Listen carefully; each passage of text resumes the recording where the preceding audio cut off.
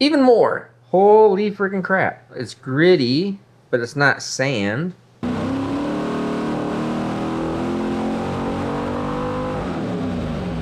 Black and red with white. Fuel map. I've got to quit working on this thing, but I just want it to be better. If I select yours as a favorite question,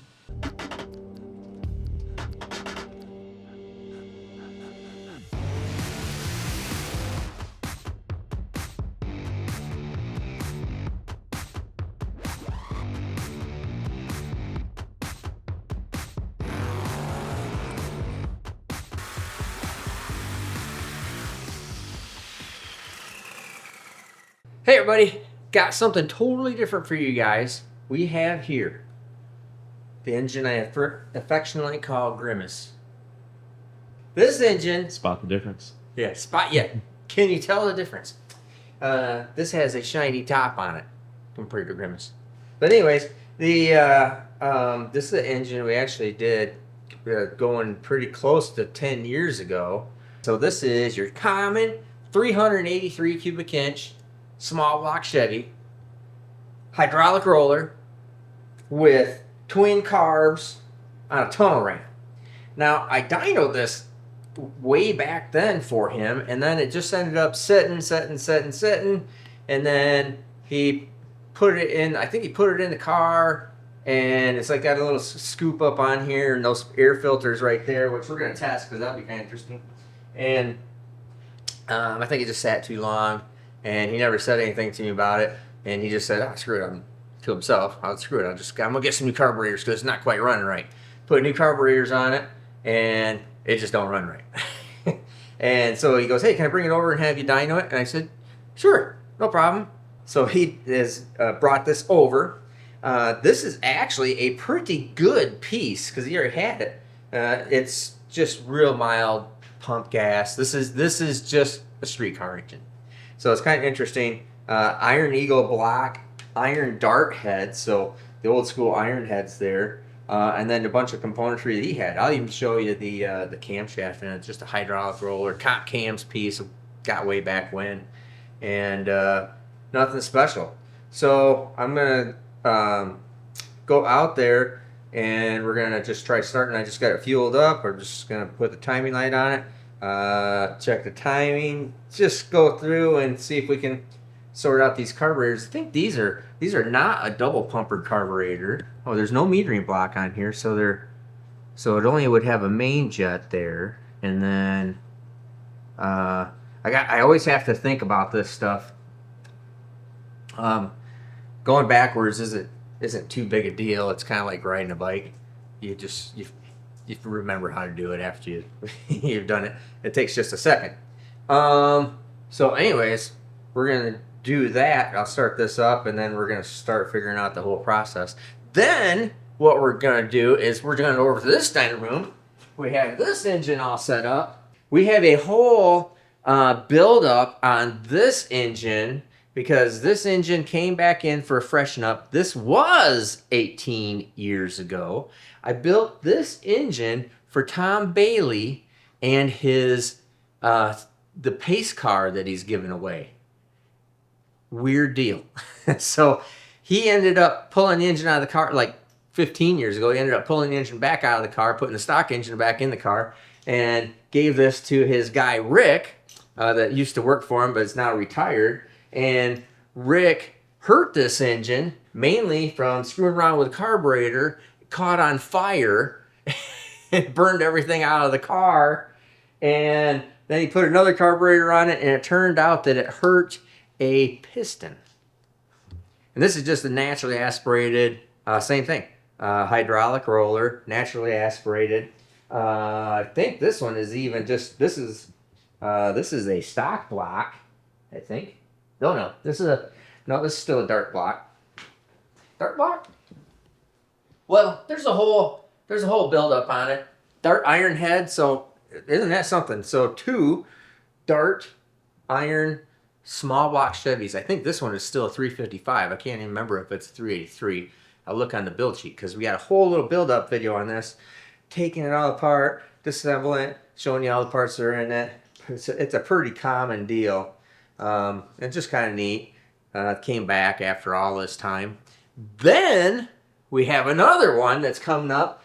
Then we have this one. This is the engine that you saw me do the massive billet connecting rods that we had to clearance for the block. So you saw that whole block clearancing, how we programmed did the whole thing.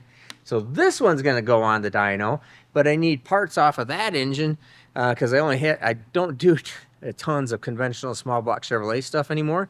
So we have to rob some stuff off of that to put it onto that, then to put it over onto this to test. This has got a little F1A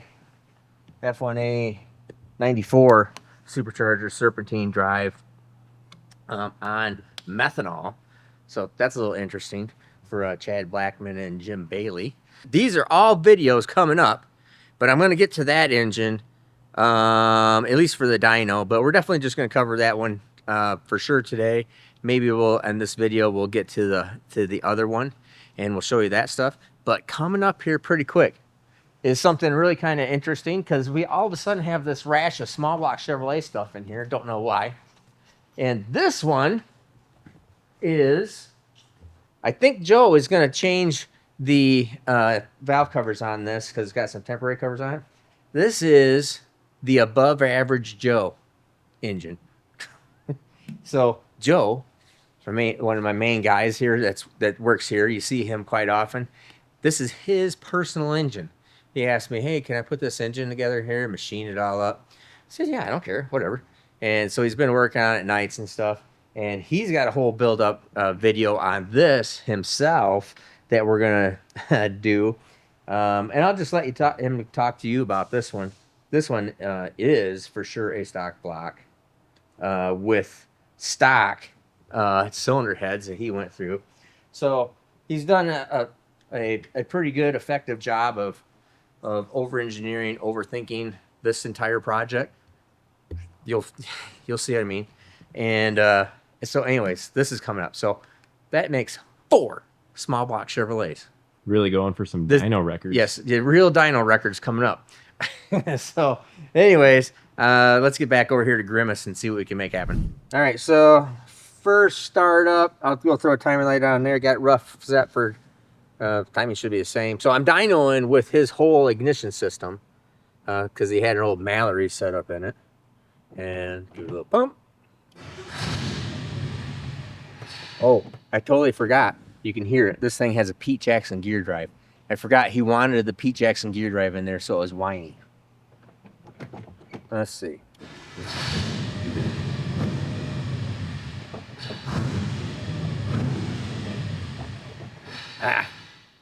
All right. So it's whiny. It's whiny. So it's got an idle circuit problem. So let's go in there and see what we can start figuring out.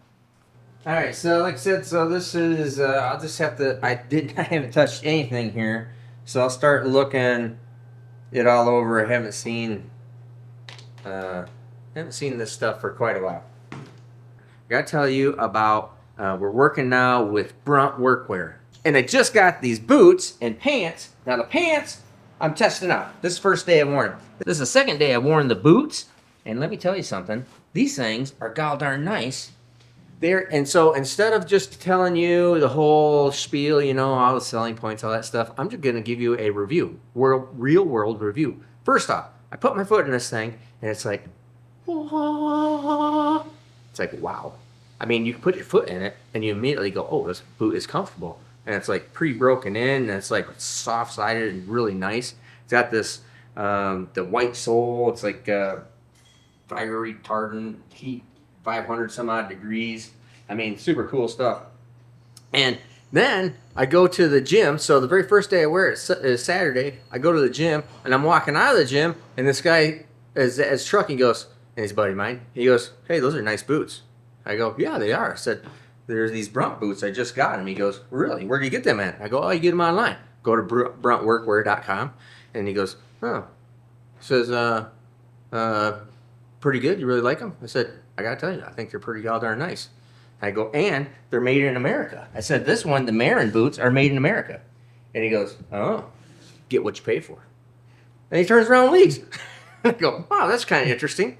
So anyways, I gotta tell you, these things are extremely comfortable. It's just like cradling your foot or something. So the best work boot that I've ever had. Still figuring out the pants. The pants do fit a little bit long.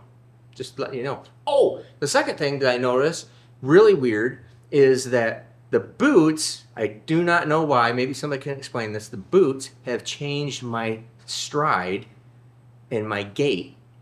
I don't know why that is. You know why that is? I have no idea why that is. Dead serious. I noticed that it makes me walk a little bit different and more correct. I noticed it's lengthened my stride. I don't know why that is. But anyways, oh, and these things have a risk-free trial. If you buy it, you don't like it, send it back, they'll give you a full refund. I don't know how you can get anything better than that. So make sure you go to bruntworkwear.com. Anything you buy on there, use the Steve Morris 10, and you're going to get a $10 discount off your very first purchase. Okay? These things are nice. Highly recommend it. Make sure if you go there and you do something, make sure you use the Steve Morris 10 discount code.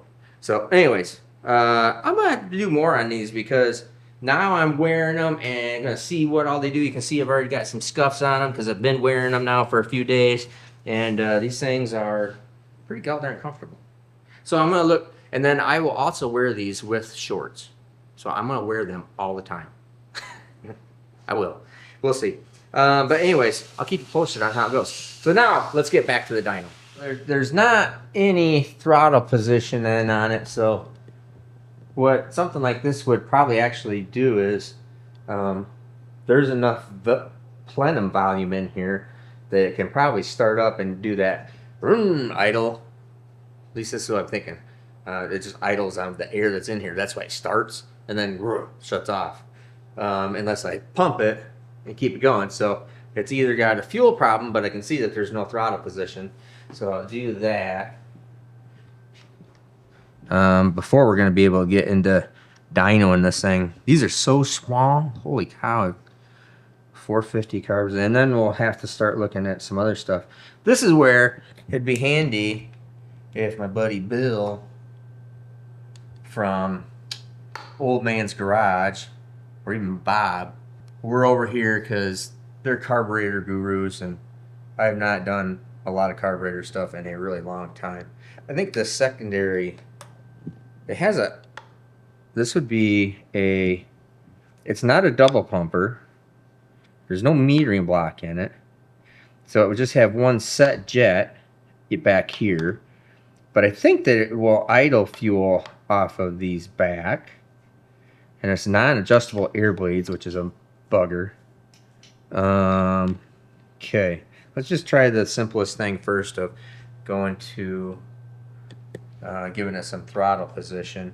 And then we would maybe give it some throttle position on the secondary if it's a 4-corner idle, if it idles off of all 4. Because if this is closed, because it's mechanical, so if this is closed, it will not pull any fuel from here. If it's open slightly and idling through there, it'll pull idle fuel. I think you can, might be a way of seeing that. Let's see. There is, I don't think you can really see in there, but there we go. Because it idles, doesn't idle off of the booster. These are boosters, so it doesn't idle off of these. It actually idles off a idle slash transfer slot. Or the transfer slot is the intermediate. Oh, see, there's a little slot right there. So is there a slot on this side? Yes, there is. Okay, so there's a slot there.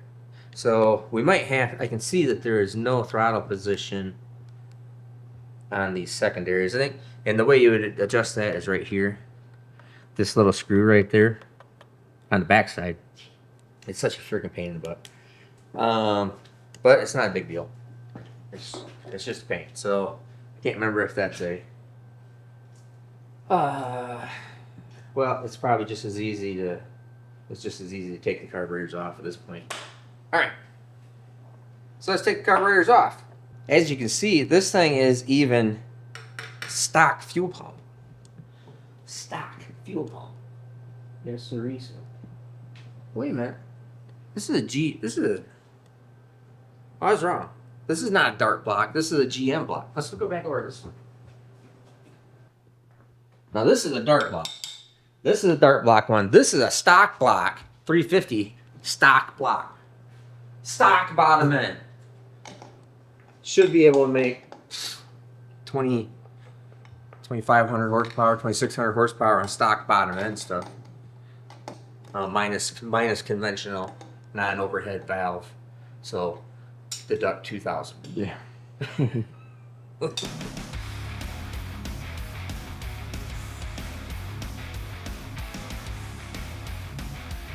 Since this has 2 carburetors on it, this is effectively 2 times more than what Kyle can handle.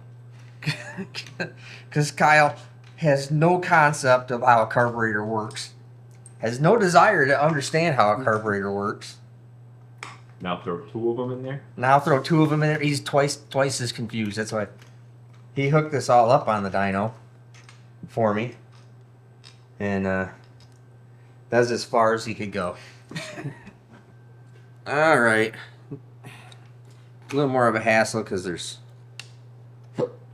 dual carburetor linkage on here. All sorts of stuff and junk and things. Return springs all over, heck. Darn it, now I'm gonna have to. All I want to do is I just need to see this. What's there? Oh, it's a little flat blade. Okay. So you turn this up. You got this little screw. Now you can see the general hassle of this, which is in order to adjust this, you have to do this. You can, I don't know, I probably could just flip this upside down and then you open up the throttle body and you need to adjust it right here. That would probably make sense. Let me just see, because I think it just needs a little bit of throttle position just to get fuel. A carburetor will not flow any fuel unless it's flowing air by it. So no air goes by it, no fuel comes out of it. Period. So that will. Oh, there you go. Here you go. You can look at the top and you can see the. Yep. How much throttle position is in it. Then I would just give it a little less here. And oops. Did you see that light? Yep. So that might be a little bit much actually.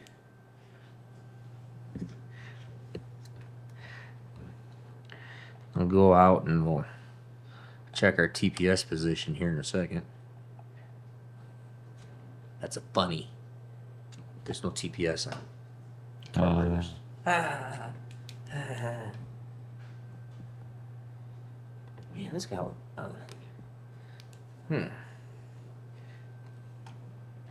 I might be wrong on this. This might have.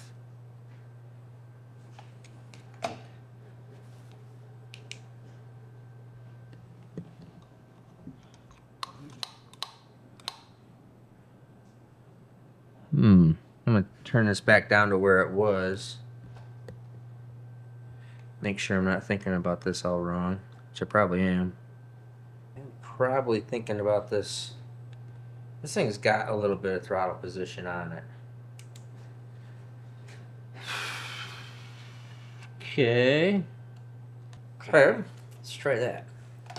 So this one. Well, no, there's not much throttle position in it. Okay. Very minimal. Okay. Let me give it just a little bit more. Be equal with what we're at over there. Put everything back together. Didn't show you on film, but I checked the float level. That's all nice. Since it ran the fuel pump on it. I mean, the timing should be set, but maybe it's off too. Haven't looked at this thing in forever. This is a Mallory Unilight. It's locked out, so that's locked. Okay.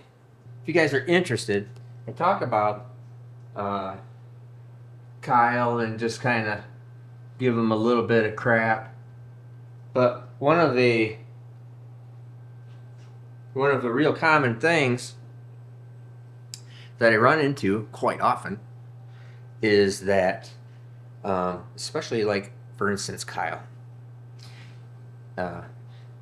you get to come in to a shop like this. Obviously he's been here forever, but you get to come into a big shop like this, or if I hire somebody they come into a big shop like this, they have no or very little understanding of the absolute basics. This, because I'll tell you what, understanding this helps you understand those. You know, so big EFI, everything applies. And what I'm going to do more video on, more talking about, is that the stuff we learn and I show you on big engines, the SMX, the SML, the anything, Garrett's engine, you know, Cletus's engine, anybody's, anything, anywhere, it all applies. You could take engine tech or problems, things that they have to go through on cup engines, and you know what? It applies. You can apply it to what you're working on your stock 350 or your mom's Toyota Camry if you decided to build that.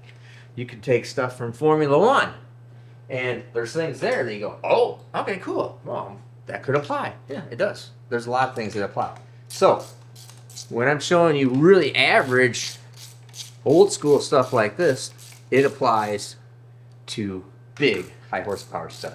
It does.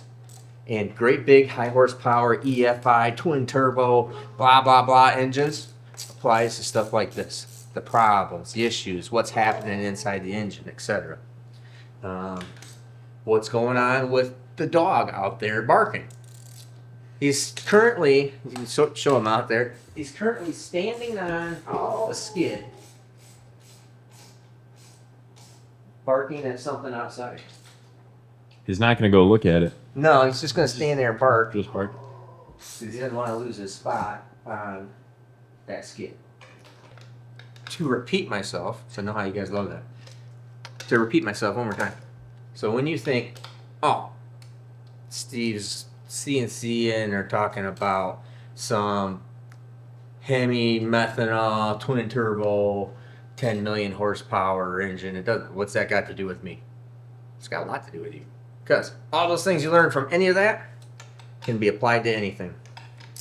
Maybe not the exact thing, but you know, you got lots of little things that you just learn from and apply to whatever you're working on.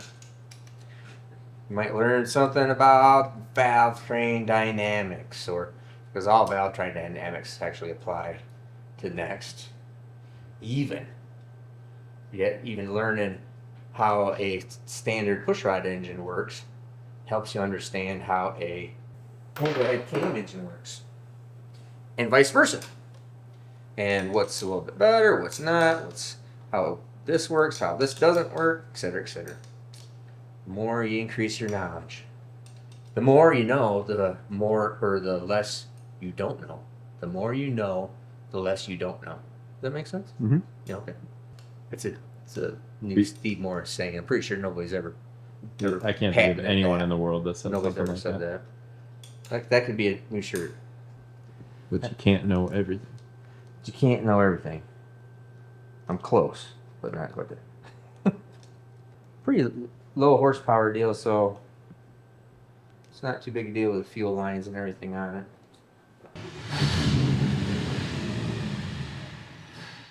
Well, it idled longer.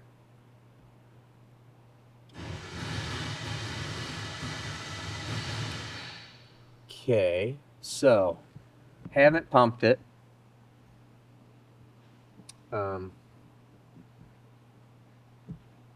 So I'll crank it one more time without pumping it. Okay, now we're gonna pump it. i.e. giving it fuel. Okay, fire's up. What do you think that means? Nate, camera guy Nate, what do you think that means? Oh, sorry. Make you look super tall. Yeah, I got it look super tall. I would think it needs more fuel. And it needs fuel. If it doesn't, if it starts only when you pump it, give it fuel, it means there is no fuel flowing. Okay, so just the secondary, primary is up. It's idling at a relatively high speed. Float level's right. Fuel's in it. Accelerator pump, it's on. This is on just pump gas, obviously. Full of fuel. Alright. It starts up, runs. I don't think it's anything with ignition, so I'm not even gonna bother checking it just as of yet. This thing's been on there so long, it has a little, the grommets like hardened up or something. Idle mixture screws, we can go out just a tick with those, but, and there is no idle mixture screws on this side. So maybe that's not a 4-corner, because I can't figure out how that would work if it doesn't have a metering block on it. It'd have to be some kind of set idle circuit if it did.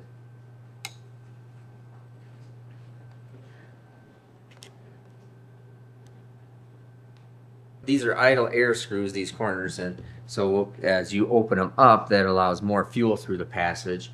These are idle air bleeds. As they get smaller, it bleeds more, or bleeds less air, and would make it run more fuel. All right, let's just see if that does anything.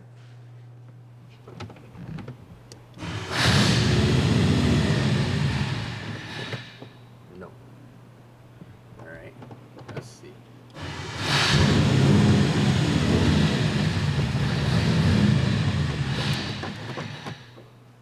All right. Right.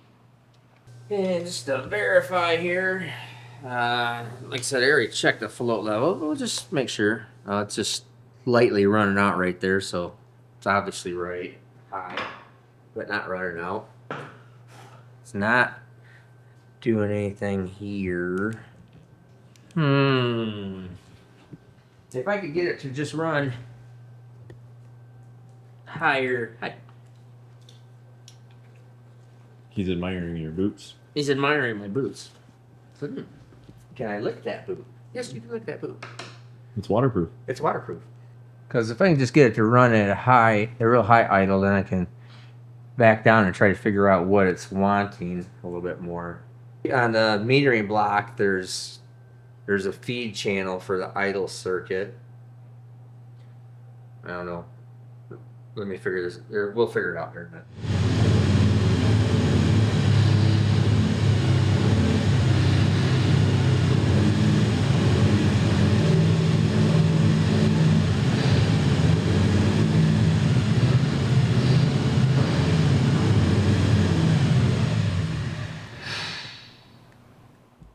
Alright, so all I was doing there was I was just trying to see what was going on inside the booster. So I was literally just sitting there going boom, boom, boom, and just pumping the accelerator pumps, giving it fuel to make it idle,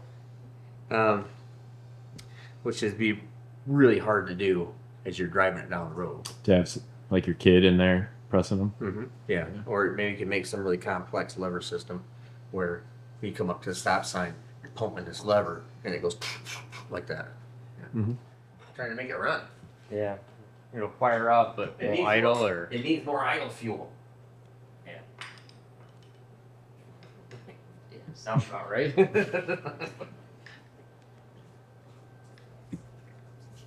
Tips and tricks from Tips Kyle. and tricks from Kyle. Yep. Uh-huh. Sounds about right. Sounds like a you problem. Yeah, son. Oh, that sounds like a you problem. That's weird. He didn't say that, but he's Oh, obviously, you could see it. he's obviously thinking it. Now here, I have this little crossover tube that is what feeds that side bowl. If you guys have never seen this, some of you guys, it's old technology, I don't want to know that. That's a float. So fuel comes in there like your toilet. Raises it up, shuts the bowl or shuts the fuel flow off, and as it uses fuel, it kind of drops down and goes a little bit like this and sprays fuel in there. Much longer story, made much shorter. Maybe don't put fuel in your toilet.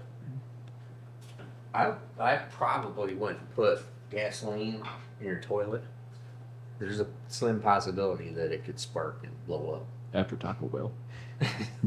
After All you need is a spark. all you need is a spark.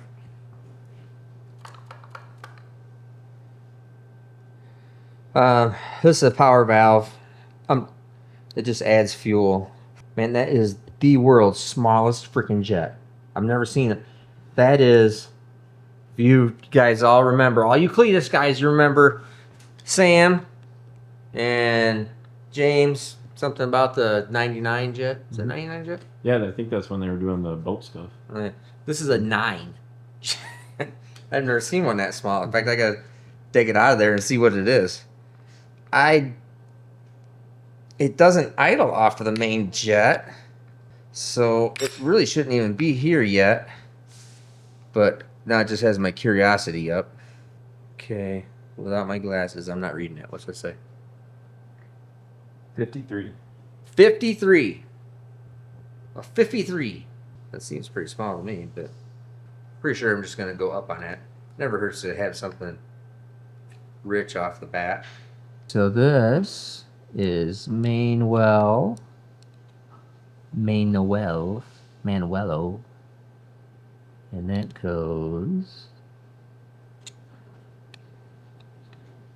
These are emulsion circuits. That is a. I can't remember if that's a idle feed or if that's the idle feed down in there. I think that's. Oh, that would be the. That's the actual needle right there. All right, this is too small a junk. I gotta go put my glasses on.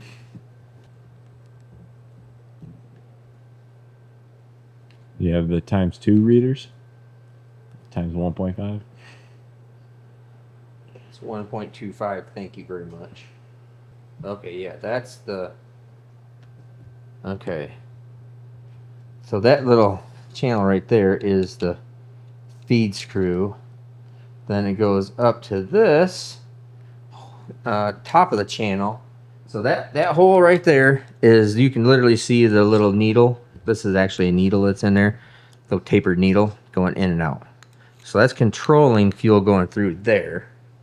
Yeah, the outsides are high speed, or I'm sorry, are low speed, idle, and then the insides are high speed air bleeds. I think there's a lot of, man, there's a boatload of air bleed in that. Tons. Not changeable unless I drill them out. What a freaking nightmare that is. That's got to be the air bleed, because I think it goes from here, feeds this channel. This goes to the booster right here. So fuel goes through this little teeny weeny jet and goes up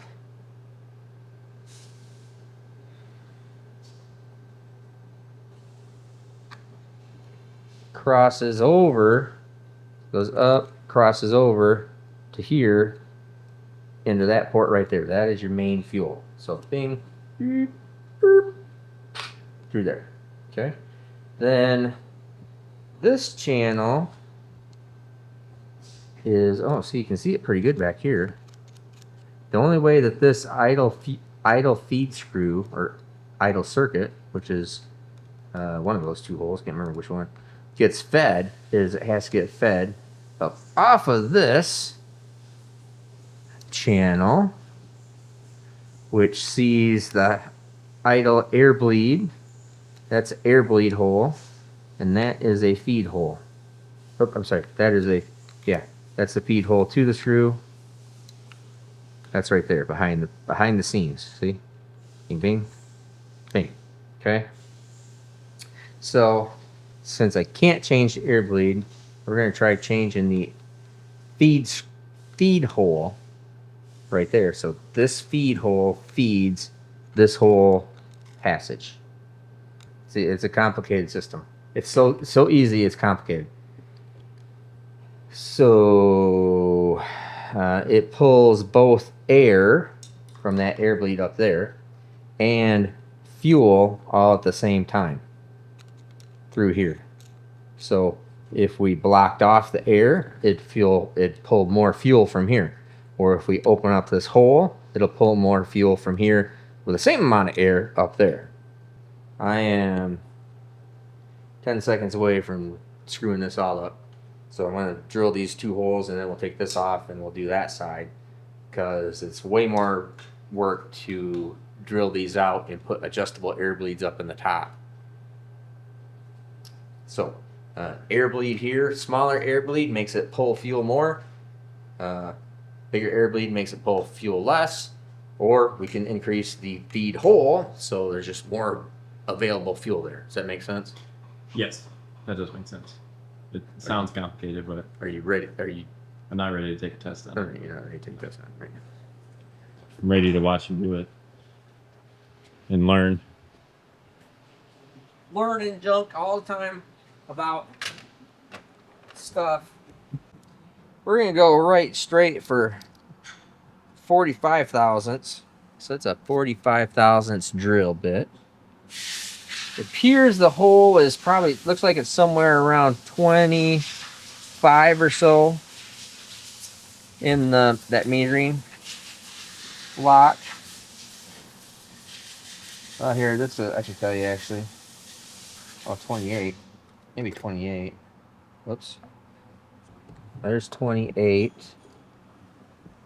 I know 35 does not go in it. What, 32? Nope. So 32 doesn't go in it. All right. So I'm going to go with 45. It's probably a little too big, but we can idle it down, or we can fix that with the idle air screw, at least to a certain extent. Now you might be thinking to yourself, oh my gosh, I'm going to send my engine to have Steve Morris tune my carburetor. A, there's probably better people at it than me. I guarantee you there is. B, you probably don't want to pay me to do it. We might want to pay me to do it. I don't know. I don't want to. You don't want to have a carburetor. Your freaking Honda Insight is all anybody could ever want right there. Powerhouse. Powerhouse. All right. We'll get this other one off. Better go blow this all out. I have also found in my handy dandy jet kit, which we can also call a fuel table or a fuel map. I found some 67, so the map only goes down to 67. Is as small as I got. I think actually it'll probably be okay. Oh, and then I remember what the that secondary side is. There's actually a metering plate back here. It's like this little thin credit card size, about twice as thick, and it actually has, it's the actual metering plate instead of those 2 jets. It's a metering plate. I haven't seen one in freaking 15, 20 years, but that's basically how it works. All right, so I drilled that. We'll put these 67s. Now remember, it does not idle off with the main jet. If it does, it's got a problem. Main jet is basically, it goes from the idle circuit to the transfer slot, like at, let's just say, 8th throttle. 1/8 of a throttle. It's on transfer slot. It's this little slot that's by the throttle blade. So the throttle blade's right here. And it's like this, and it goes, it opens up the slot, and it pours fuel in it. And then as it gets to more throttle, more position, then it starts flowing fuel through the booster tubes. Totally lost yet? Almost. Good time. And the beauty part of this is, compared to EFI, this has only taken me about 45 minutes. Well, I don't know.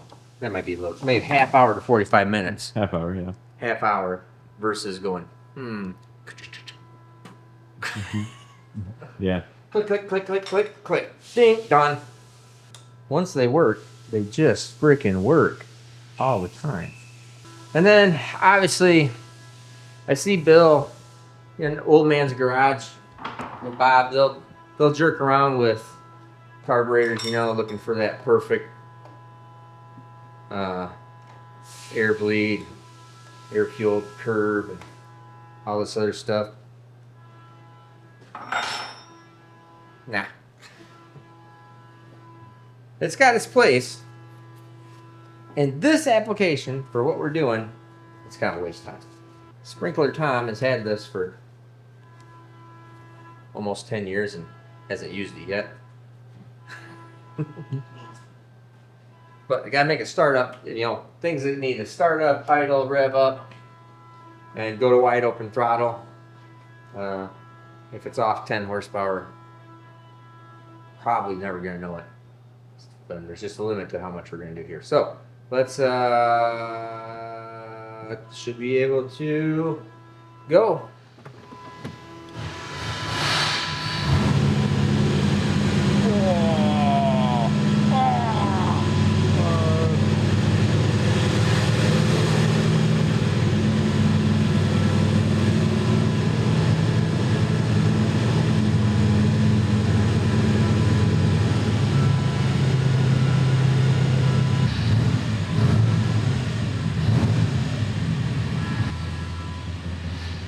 Yeah, it runs. You guys saying something smart? I was trying to figure out, I was like, why is that thing so noisy? And I remember that's got a noisy drive on it, gear drive. Pete Jackson. Yeah. So if you're wondering what that noise is, that's from literally the noisy drive. You need to take that reference from The Incredibles. Mm-hmm. There at the end, there's two old guys in the sitting on a park bench. Yeah, there's no school like the old school. Yeah. Let's kick your butt right there. Forgot about that scene. You hear it idling, so I fixed that part. Now we can start touching up, but it's got a little bit of oil. It's got a fuel leak right here on this tube. Is unhappy. So the tube didn't get pushed into the little rubber grommet very well up there. But isn't that something? This thing would not idle, and now it's idling high. I probably got to go take the freaking carburetors off of it and turn that secondary screw down. It should have just went right straight for this, but I thought, oh, maybe it just needs that idle screw. There's probably some old guy that was watching me, carburetor guy that was watching me put this together, and he goes, can't put it together that way. Oh my gosh. Amateur. Kid. Freaking kids. Kids. What are you gonna freaking do? His comment's gonna say, called it. I said out loud. I said to Janet, it was gonna have a leak right there. Called over my wife. So didn't Janet, it's gonna leak. Didn't listen to me.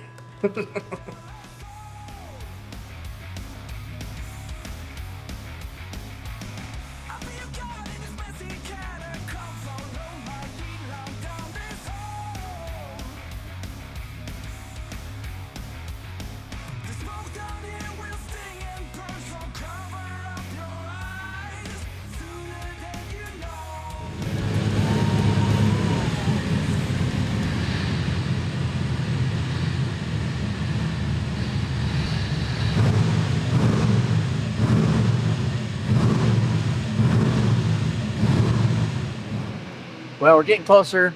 Starts up, revs up, idles. A little bit high. Thinking about that.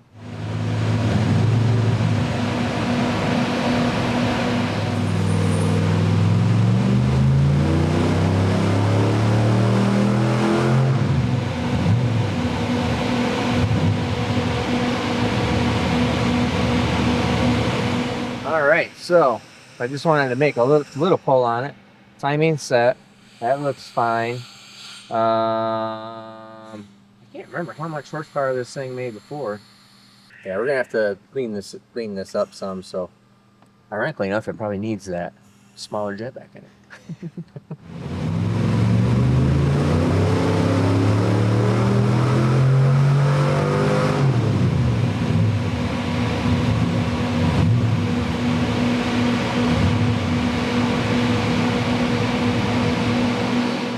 That is running particularly poorly. right there. So let's see. Now they got my O2 sensor hooked up. Yeah, it's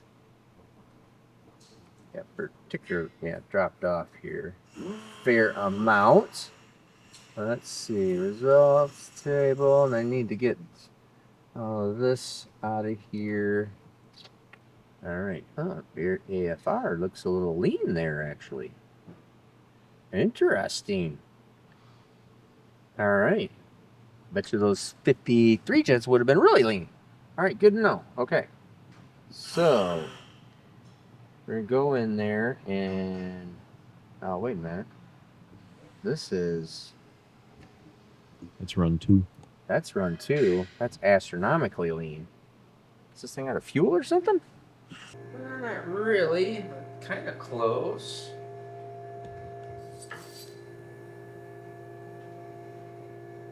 Well, now that looks really rich. So, obviously, way short on timing for how much fuel is in it. So it is rich. It sounds rich. So my O2 is not reading right, or something's going on there with that. Yeah, well, that's a little better on timing, but quite rich.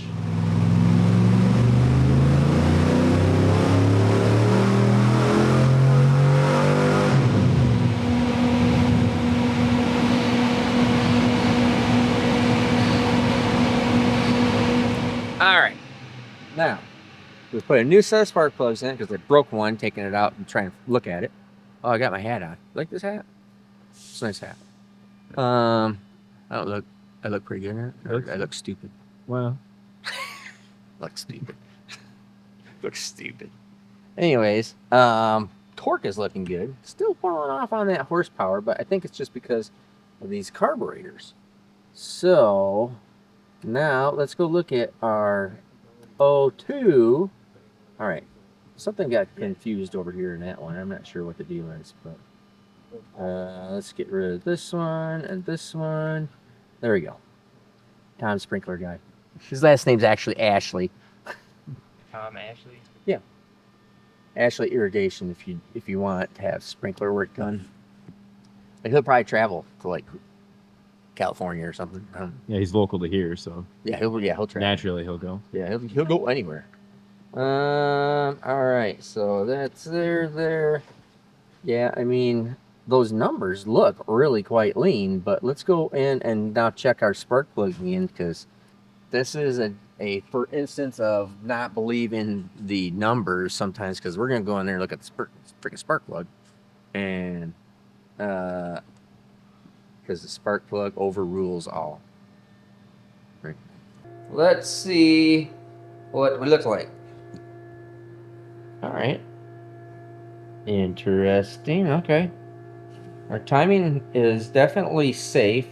I'd like to put a little more timing in it, but it does look like it is a tick lean. That's interesting. These old spark plugs, I don't know what is going on there with these old plugs, but they look freaking terrible. I don't know what the heck is going on. Look at that. That's nasty. Totally nasty, but that looks pretty reasonably good. So maybe I can believe my number. Let's look down inside of it. Yeah, no, that's lean. Okay. That looks lean. All right. Huh. Okay, cool. So let's take let's look at the graph just a little bit here.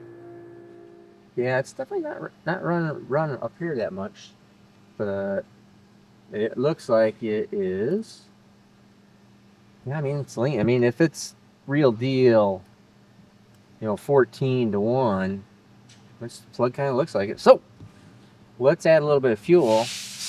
Even though the timing line looks a little safe and looks like it could use some more timing, do not add timing until you add fuel. So I'm gonna go add some fuel here. Let's go for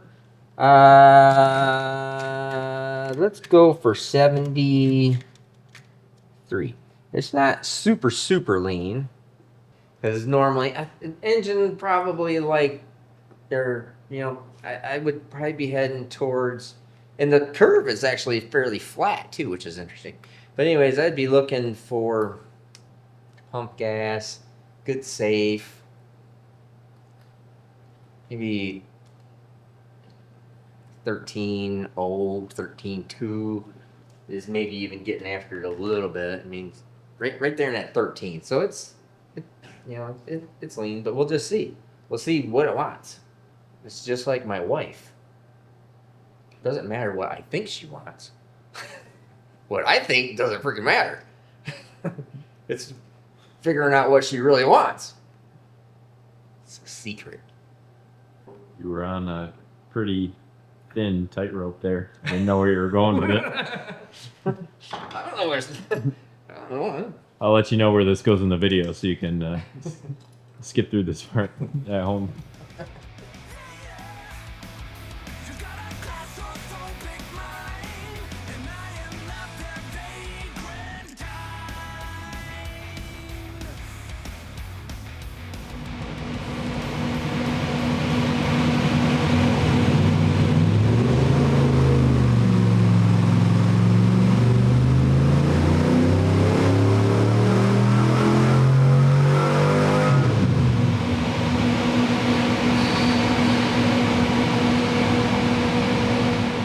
Well, that didn't pick up anything.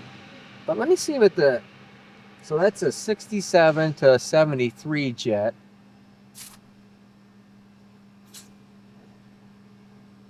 Maybe it just wasn't enough to make a significant difference. That is still... it's still lean. Did we pick up anywhere? Oh, here it picked up some. Picked up... Went the other way. Same. Picked up. Same. Basically same. Picked up. Picked up.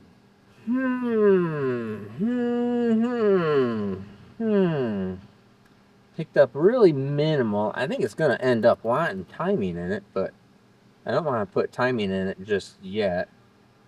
And that little metering plate dealy back there, that little jet plate, because there probably is, I guarantee you there's probably guys that have this 100% figured out on these carburetors, and they have infinity number of parts to make it exactly right, but not really going to do that. Not that I don't want to make it the best I can. It's just there's limits, to what we're going to do. All right, so especially since we should just be able to get it there, but and we're really only changing 4 jets, so it's not like we're changing 8. So maybe that's a pretty minimal change. We'll just throw some jet at it here, see what it does. But I think we'll check that spark plug again. Normal and not a big deal, Now it's got a little bit of soot right there. It's not much heat. Well,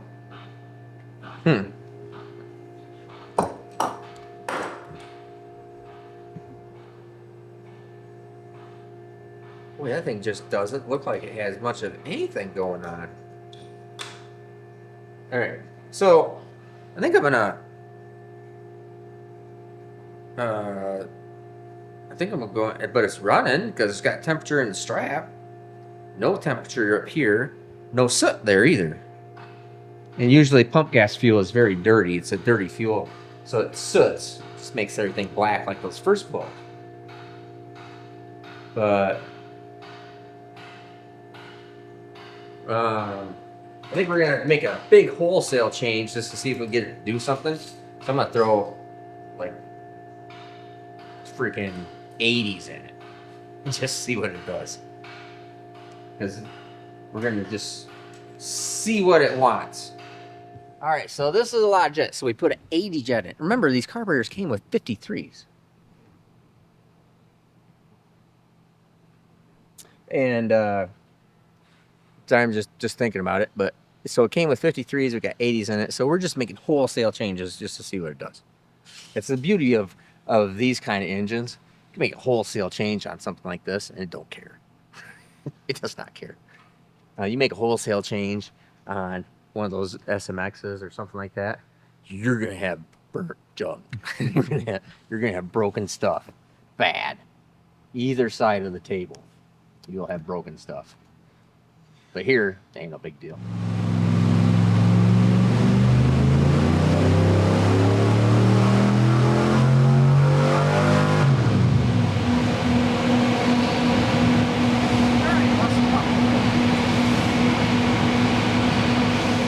I really want to find out why my spark plug is just not showing the... We're going to go pull out a couple other spark plugs we can get to. It's just... Well, this one's got some... This one's sooty. No temperature on the ring. All right.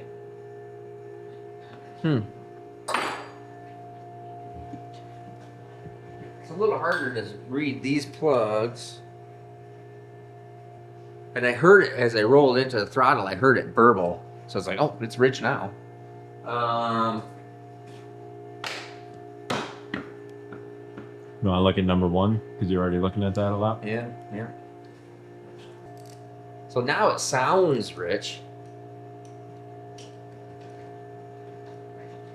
I think I'm gonna totally disregard my O2 sensor.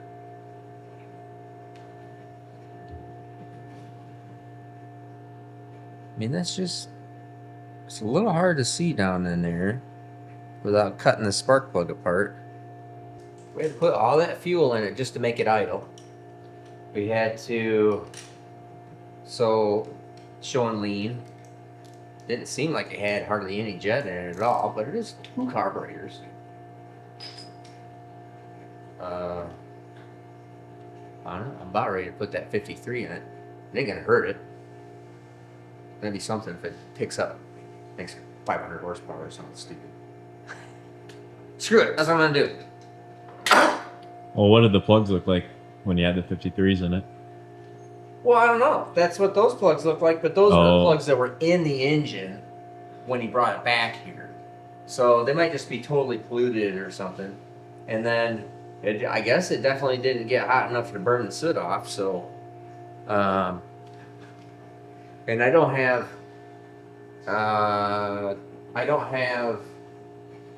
because we do so much EFI stuff, I no longer am using fuel flow turbines. So I'm not measuring actual fuel flow that the engine is using, which you back calculate a brake specific number, which is how much horsepower it uses per pound of fuel it burns. Then I can tell where efficiency is. I can tell some things from there. At least have a different another number to compare to outside of the O2 number, which obviously is wrong.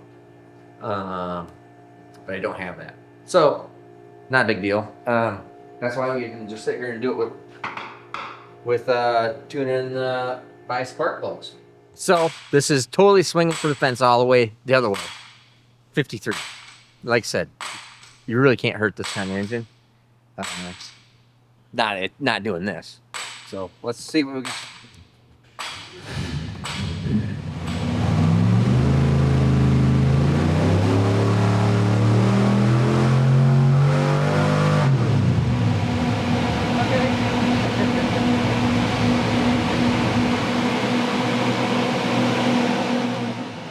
Okay, this is some verification, because I heard it going into it. I go, oh, that is unhappy. But like I said, I knew that the amount of runtime was there, it won't hurt anything. So that is definitely not the place to be. I think we're gonna go back to that. See, we had 73s in it, and then we went to 80s, right? Yep. And the 73s, the 80s were, so 73 was still the best. I think from there, I just want to add some timing and do that after I take this phone call. All right, thought I better answer the questions and come up with my favorite question. Remember, if I select yours as a favorite question, and you guys are asking some fantastic questions, so I can't even read all of them right now. So I kind of have to go through, kind of start from the front and then just kind of go through, and I see something that catches my eye. I'm going to send you something cool. All right. So let's go over the most there's two questions or one question, two questions that were really the most common. You guys asked, I see you're milling the cylinder head. Do you mill the other cylinder head the same? Yes. Just not showing you everything. Okay. And we were milling that thing so minimally. I think that to get that head to clean up was only 2,000s. Okay. Very minimal. Then the next thing, or actually three, the next thing was, does that welding that combustion chamber change the metallurgy, blah, blah, blah, blah, blah, blah, blah, make it softer, harder, less? No, it doesn't freaking matter at all. It does not seem to have any bearing on anything. Remember, there's no contact. It's not hitting anything. It's getting hot air in it, basically. Okay. Okay. Then the other question I really wanted to address, that is probably the most common thing, is the cost of repairing that versus just putting another new head on it.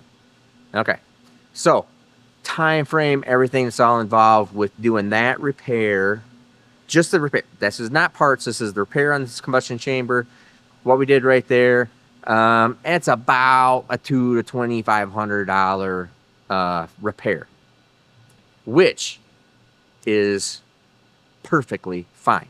It doesn't twist the cylinder head. That cylinder head is there is no part on the cylinder head that is less than 2 inches thick of aluminum before it gets to water jacket. That thing it doesn't move. It doesn't care if you weld here, doesn't care if you weld over there, it doesn't matter. Okay. So the cylinder head is perfectly fine.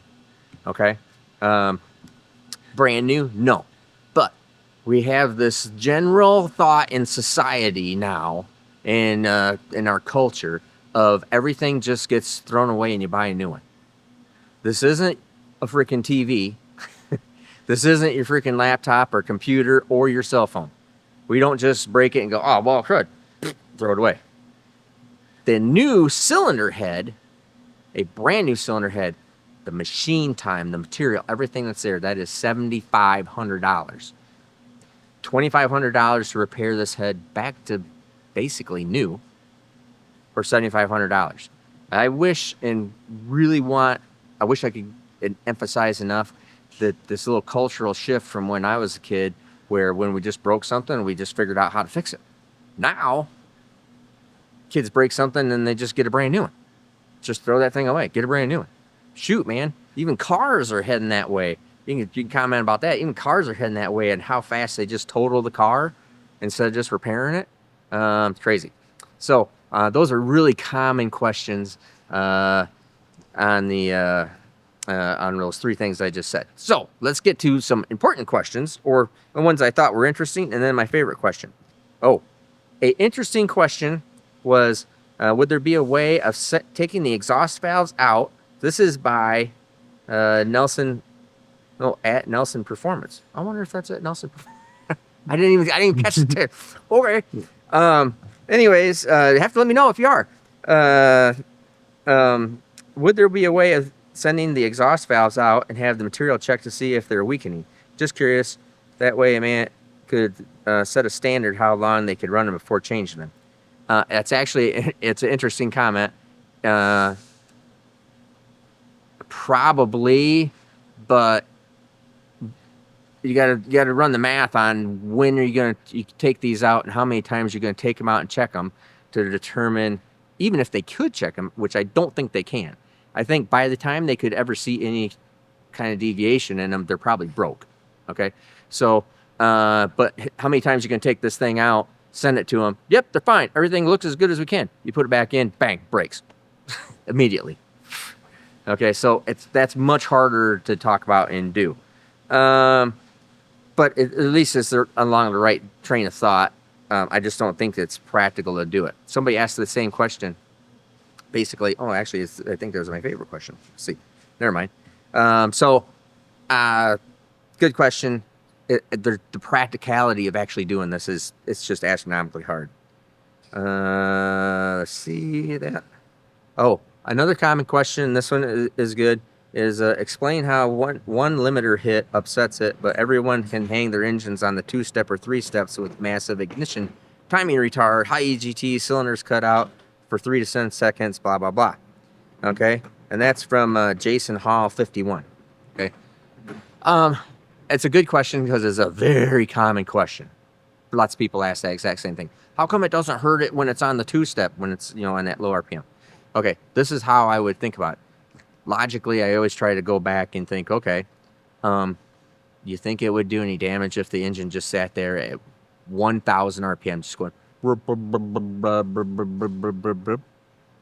your immediate response would be, no, probably not. Okay. Do you think it's doing anything at 4,000 RPM? Oh, I don't know, maybe. Do you think it's doing something when it's at 10,000 RPM or 9,500 RPM going? You follow what my thought process is there and what I want people to start thinking. It's like, it is the threshold of destruction. Nothing? You freaking bet. Okay? And where is that 4,000 to 5,000 RPM on 2-step, low power, low boost, relatively low RPM? On the threshold of destruction, 1,000 being nothing, 10,000 being you freaking bet. I mean, I don't even think it's in the middle. I think that one's probably more, it is not a linear line. I think it is exponentially worse. Because you always remember, let's say 60 pounds of boost, 9,500 RPM, make it full power, and then trying to shut cylinders off and try to save stuff. Versus 10 to 15 pounds of boost, 4,000 RPM.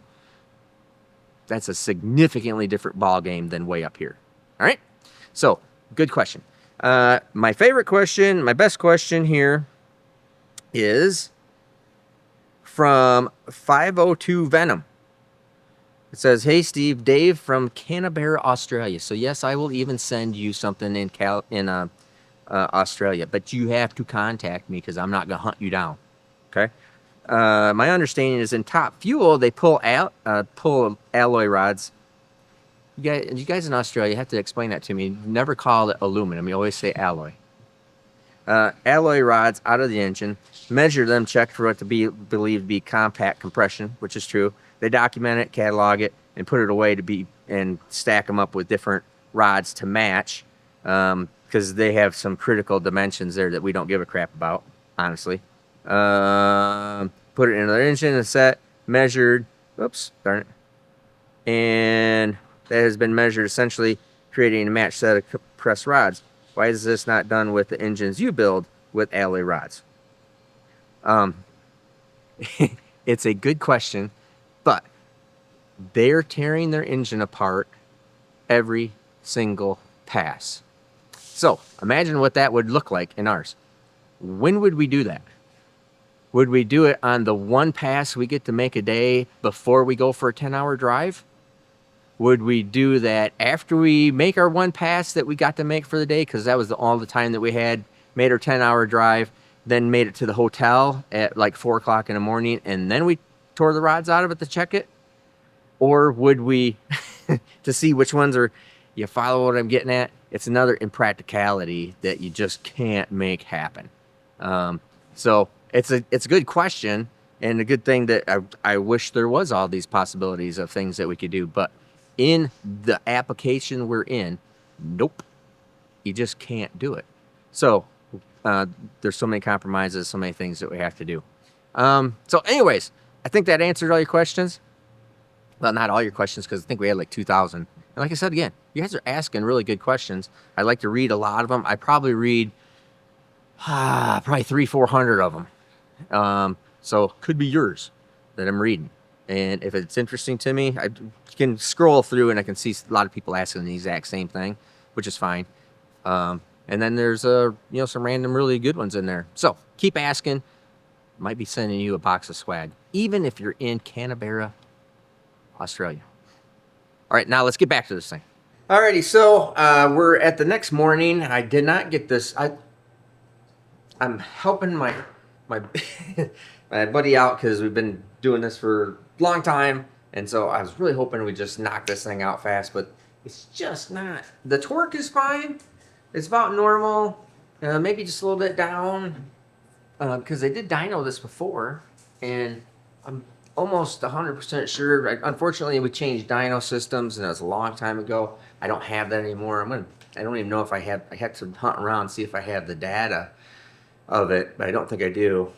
I'm positive it made closer to 500 horsepower, probably right at 500 horsepower. Positive of it. The torque looks pretty decent. I know I made a little over 500 foot-pounds of torque and 500 horsepower, so I thought it was that. So we're gonna check this thing out some more. It is what it is. Just adds on. But I've got to do some office work right now, so I'm gonna have camera guy Nate is going to take out the spark plugs, take off the valve covers, so we can come in here and just verify flash and do a little crank and compression test. The thing's been sitting forever, so maybe something stupid's going on. It sounds like it's running fine. Everything sounds good, except it just does not want RPM. So we're gonna get that stuff apart, and Nate is gonna help, even though he's not even wearing a Steve Morris. Might have to go change real quick. So he might have to go change real quick. Maybe put a hat on or something. Ooh. You know what we should have is a Steve Morris engines, like full face, like the wrestlers that put on the whole, And then it turns into your face? Yeah, or something. Oh, that'd be cool. I don't know. Just come in, everybody looks like you.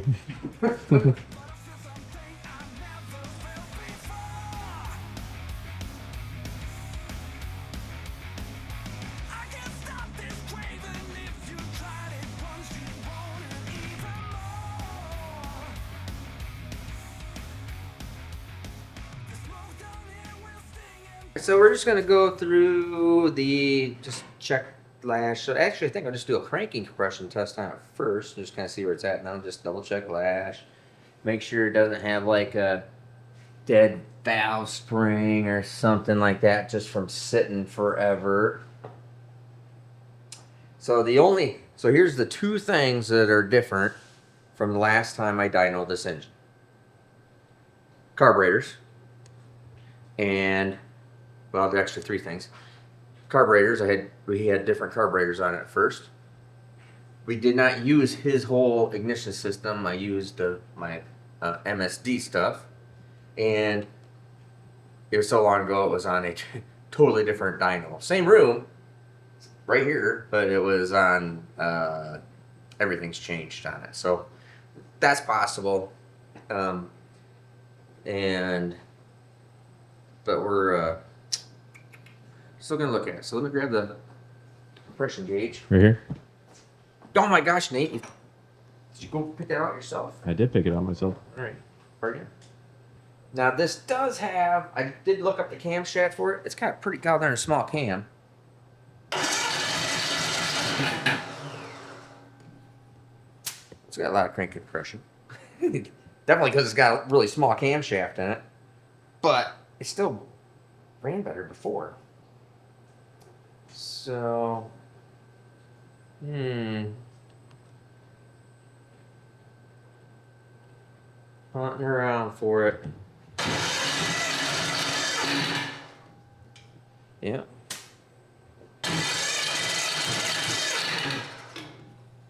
Now what this is also doing is, if the valve lash is way off or something's wrong, it's a hydraulic roller, but if there's something wrong with the valve adjustment, it'll show up in cranking compression. It'll either be astronomically high or astronomically low. Usually it's astronomically high.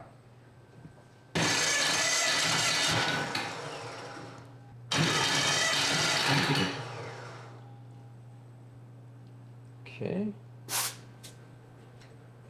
These are all pretty darn equal.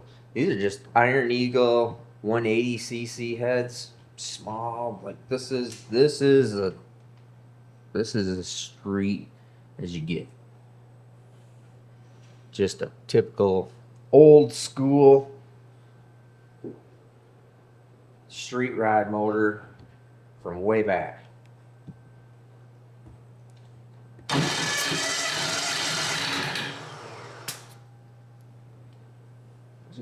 Cranking compression on it. It's like really consistent so far. Only got two more to check here.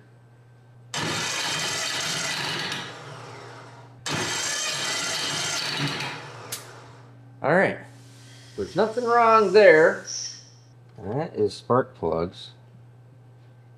This is the correct side that you put them on. All right. Yep. Okay.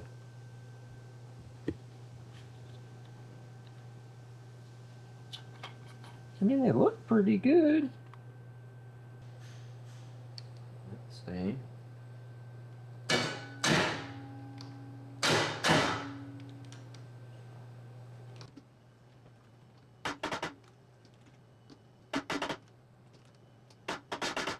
Well, all the strings are the same. I'm figuring that it's only got, I mean, it's got like maybe 125 on the seat.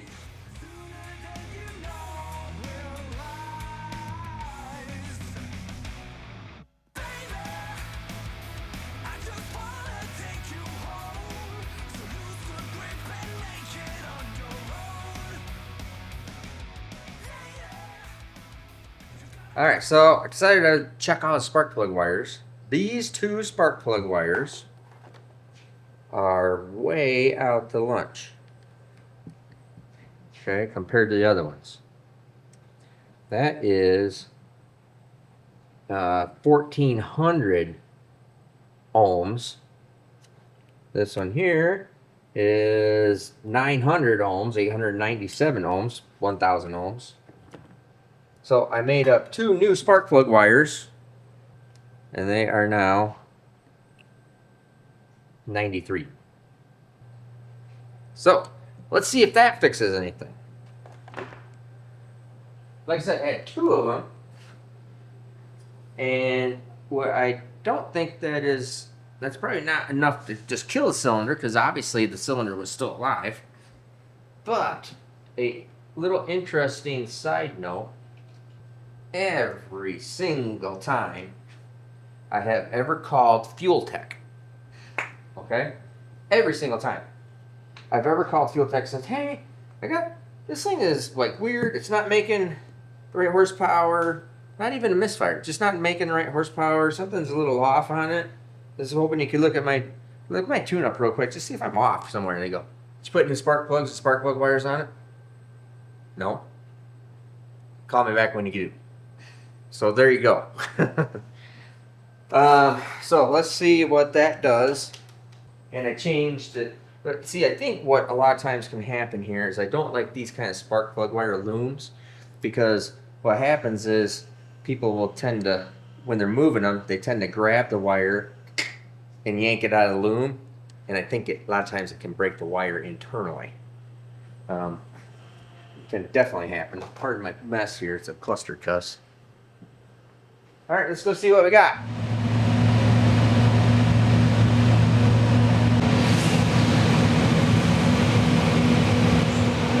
All right, so double check the timing. It's warmed up. Let's see what it does do.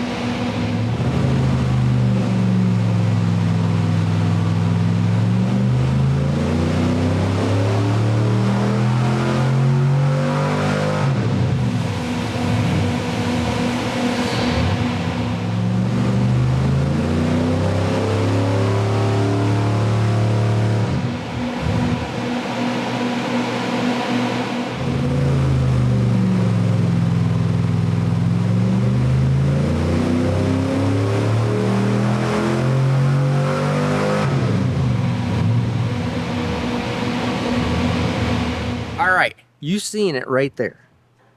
So we set up our Hillbilly Hoboken camera, because sometimes you just have to see what's going on. Now the interesting thing here too, now I got to take it all apart and check it out, because I just started thinking, it's like, gosh, what is going on? This thing is acting so god darn weird. It's down on power. Spark plug wires didn't fix it, even though I think those two spark plug wires are bad. Well, I know they're bad, something's going on, but they probably, I said that they might not be bad enough to notice it in this application. But that is looking right straight down in there, and there is only one that was getting any fuel. So it's acting like it's getting air, but no fuel. And maybe that's why it would have had a that 53 jet in it if the secondaries were actually working.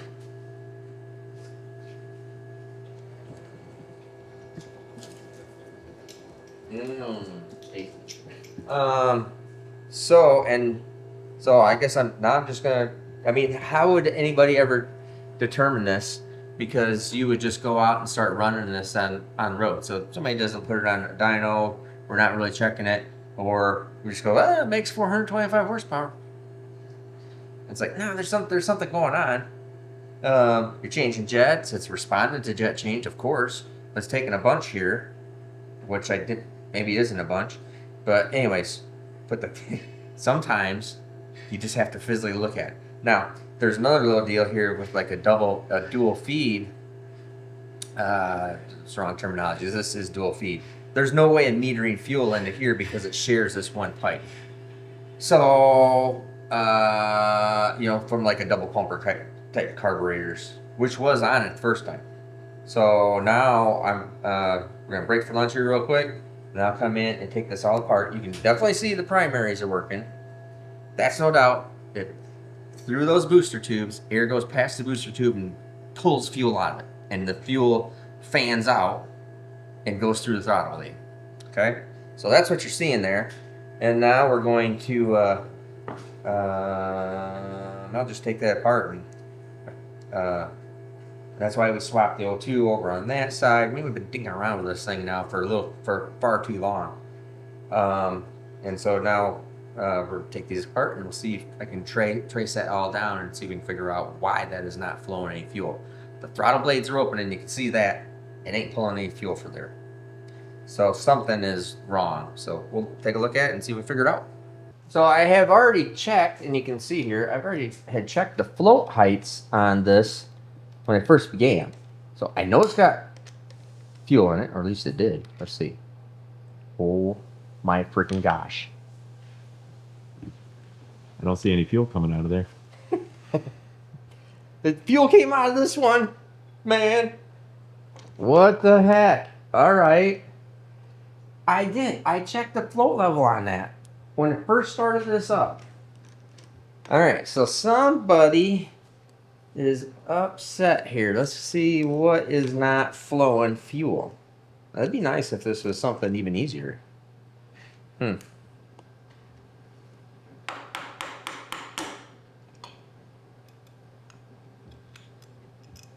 Look at that. Brand new. Now, there's nothing in my fuel cell before you even ask. There's nothing in there. We cycle fuel all the time, and we have to change fuel, so I know that's not in there. Let's see. Yeah, that is atrociously bad. Isn't that something? All right, now that's that little metering plate deal. And look at all that crud in there. So this is all probably I would guess from his fuel system. Aha! Now I've had the front bowls off several times. Never saw anything in there, only in these secondaries. So what would that lead you to believe, Nate? So You said you took those off before? Or you've never taken these? I've never taken the back off. bowls off. So maybe it was like that from the beginning. Right. There you go. Good job, Nate. Thanks. You're welcome. So I'll be willing to bet that this one has got the same thing in it. This one at least did have fuel. It was a little bit lower on fuel. But probably, I wonder if, I don't know, maybe it was, well, I don't know. Let's see what this one looks like.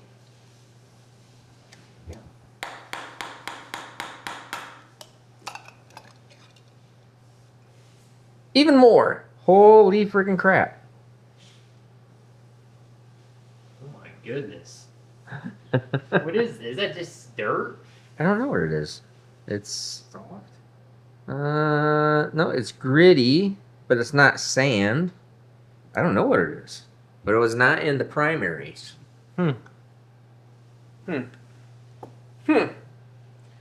Kyle says. So here is our total disaster. There's probably somebody on there that's gonna comment. I knew it. I knew you should have taken those bowls off right away. You're probably right. When I was telling you about these plates, I'm going, oh, it's got this weird little metering plate that's not adjustable. I should have showed you, and then I would have seen it right away. So these things are like a, well, I think the feed hole is down here. In that whole area where it is just full of crap. Hence, it don't flow no fuel. Now, this is also going to screw up my entire, my jetting.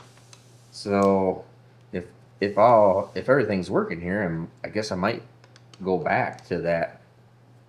I don't know, we'll try the 53. We'll put the stock jetting in it and get everything working here and see what it does. That would be pretty interesting. Right, that'll be interesting. Now, there we go. So, yeah, it's full of material here. So that's all. Those are the actual passageways. I think that would make it not flow fuel, because this is actually the jet hole. The jet hole. Now, technically, you can actually. I'll backpedal on that a little bit now that I'm remembering this. So just like the feed screw for the idle feed screw that I showed you drilling that out, all the technical information you guys are getting today, it's amazing. And I have to remember all this and re-go through it myself. But we could just make those holes bigger. Those are literally jet holes. Now, that hole goes right there and feeds that channel that is completely full of crap. Looks like it was fed at one point. Fudge. And it probably does. No, it doesn't. I don't think it. I'm sorry, what did you say? Looks like it was fed at one point. It was fed something. I don't know what that is. And that's why this one was partially working. Because this is on, this side. This one was partially working. This one didn't work at all. These two don't work at all. You should take that one off. I bet it's even worse. What? This plate. I'm gonna. Oh. I'm gonna have to take it all off. All right, let's take this one off. I guarantee you this one is plugged all the way up. So yes, this thing should take boatloads of fuel. I'm not 100% sure if this does have four corner idling. If it does, and I clear this all out and clear out the passage, I guess I can blow through it. It will have a lot of idle fuel on it. So then I just made that freaking screw, or that restrictor hole bigger. This could be That's handy. This could be part of the thumbnail somewhere. Mm-hmm. How gross it looks. Yeah, I think so. And there we go. Yep. Yep, so that is just flat out plugged up junk.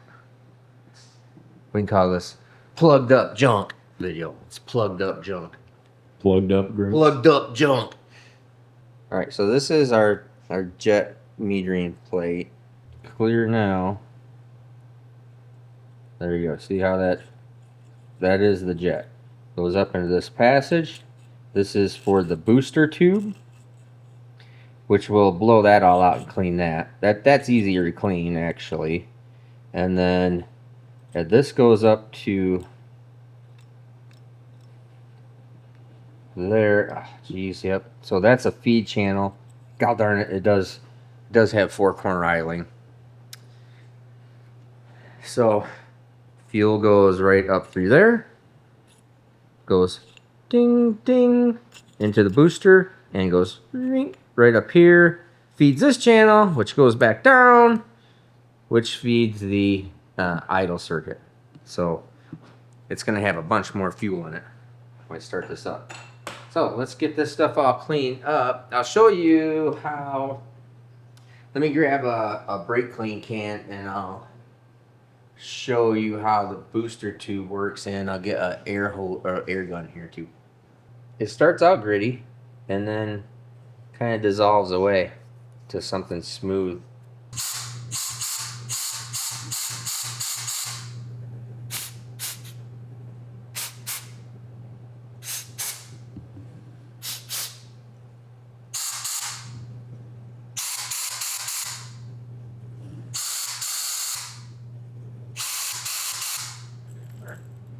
Now those we probably actually can see. You can see inside that hole.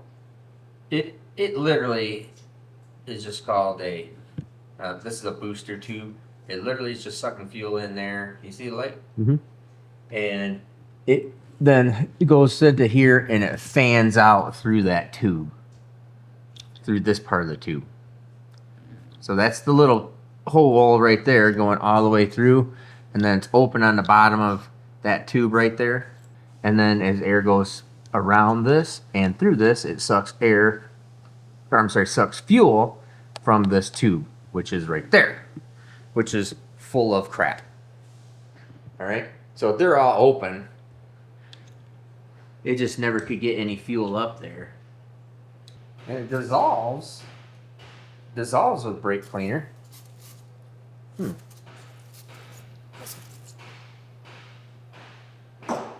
Maybe it's some kind of irrigation compound. Since it does seem to, yeah, I mean, it just like Look at that. washes out, but it's gritty and builds up. Now what I'm going to do is I'm going to take that needle and seat out of there and check it all out. So that's our needle and seat. It actually looks fine. Oh, now that is just straight out corrosion there. Jeez, oh Pete. Believe it or not, I don't have stuff like carburetor cleaner tank. Believe it or not, you might be surprised. So you'll be able to blow through it, like right here. And then when the float is up,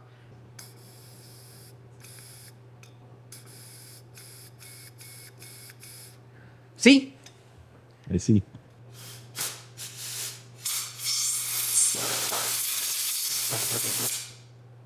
This is pretty simple.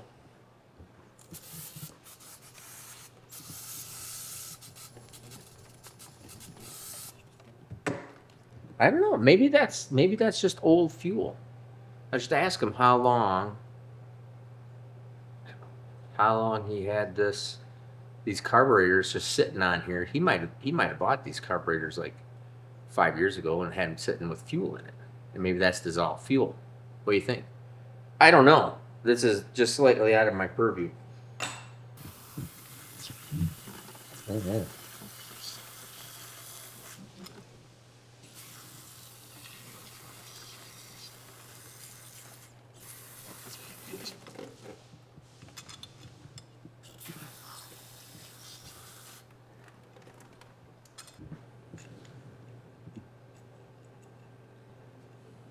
I don't have new gaskets, but I think it's just some staining on the gasket. So I'm not super worried about it.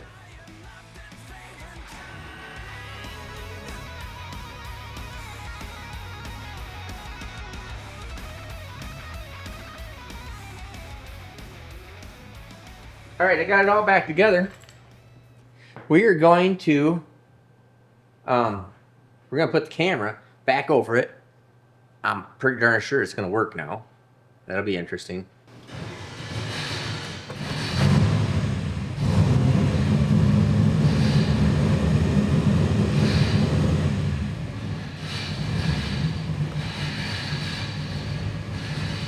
Oh, it still idles.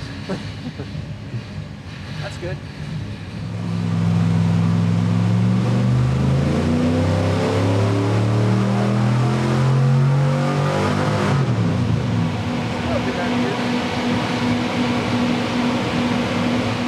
Okay, 53's the original jet back in. So, We'll go in there now. Hopefully everything is working the way it's supposed to. Definitely sounded way rich. I galled our O2. I don't know what's going on. Changed sides, changed O2s. It probably must be the whole system because it's just flatlined, and obviously it's not that.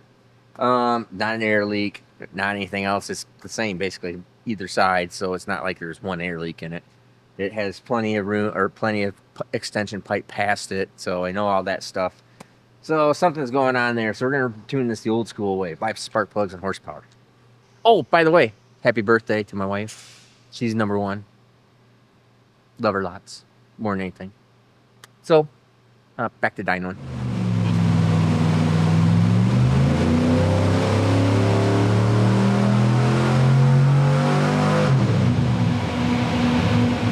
I think that 53 is a little lean because it hiccup going into it.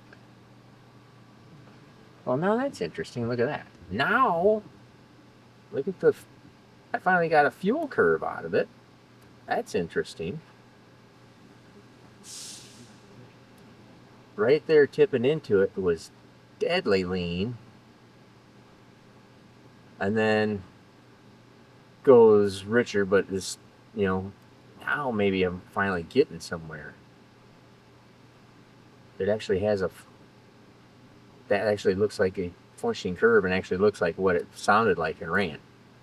I don't think it was 17.1 because 17.1 usually engine. Well, 17.1 usually engines can't even run right there. And it's down a bunch. I'm gonna research up what that jet plate is. Well, I guess we could. Well, I think I'll actually measure that jet plate. That's what I should have done. I should have just measured that jet plate, saw what the hull size was, and just go back all the way through this whole thing. So I'm going to try to balance it and see where it's at. So I'm now guessing. Somebody out there knows. I'm now guessing that the 53 jet in the front and the whatever size hole is in that metering plate is the same. I'm assuming they would make that square with the power valve. So a power valve adds 10, basically 7 to 10. So I would figure that back hole is probably maybe somewhere around 50 to 60. I'd say maybe around 60. But 53 actually doesn't mean it's a 53 thousandths hole. Some kind of Holly math. I don't know what it is. All right, let's go in there and check it out. But at least getting somewhere somehow. This is a little hopeful, so maybe I got a little bit of information. All right, so I did pin out. It is a 67 thousandths diameter hole in the back metering plates. It is that 53 is a 51 thousandths hole jet. So the only thing I have is a 66, but I want to get that down, and then hopefully if my O2 sensor starts working, I can start working on a high-speed air bleed. So just keeps on adding in.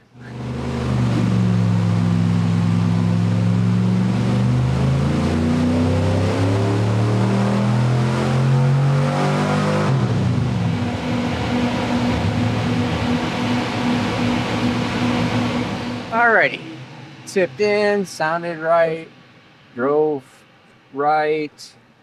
That's cool. Let's see what that looks like compared to the last one. Alright, so maybe we are over the edge. Let's see if I can get a O2 reading on this.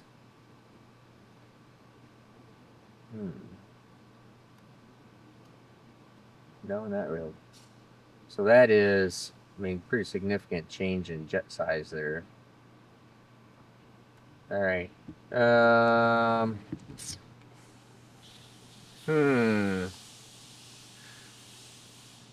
So it's definitely going lean up there. I think we're gonna go look at. It was actually better down low. but it was quite lean before, so it's better down here by a fair amount. You know, that's where are we at? 210 versus 23. 23 horsepower better up there, and it is 10 horsepower less up there. And we're way off from our 425 mark. So, all right, I'm gonna sit back. I'm gonna do a little bit of research on this, and then come back in here and make some kind of decision. And I think we'll go check with plugs too.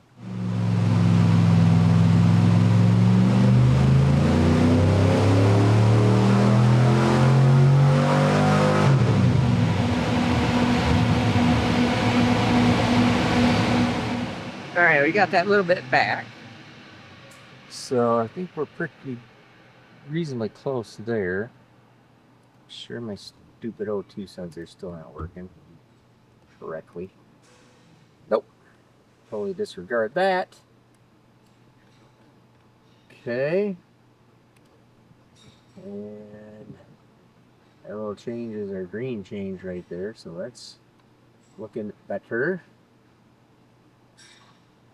Alright, I'm going to go in there and I'm going to work on the high speed, because I think now we have the fuel right here, and the plug looks a little bit rich. Look, it definitely looks rich now.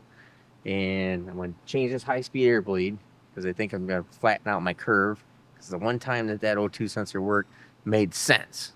So I'm going to go do that. Well, they're pretty big already. What is that? The secondary is pretty big. Let's grab the pin gauges here.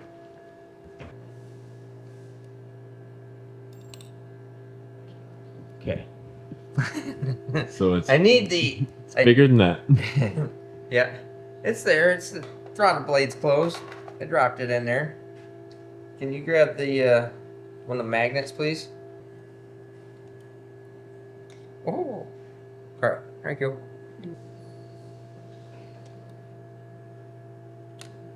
The high speed air bleed. The inside is high speed. The outside, I said it earlier. All right, so that thing is 57 and 58. Yeah, 58. Now on this primary though, they're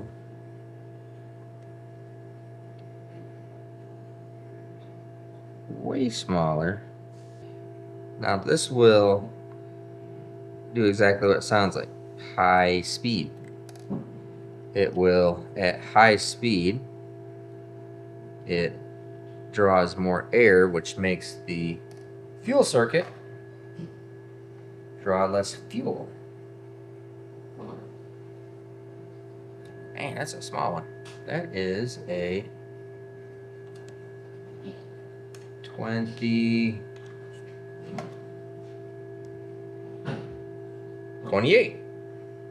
All right. I'm going to grab my selection of teeny weeny drills, and we're going to drill that out probably up to like a 35, maybe 36.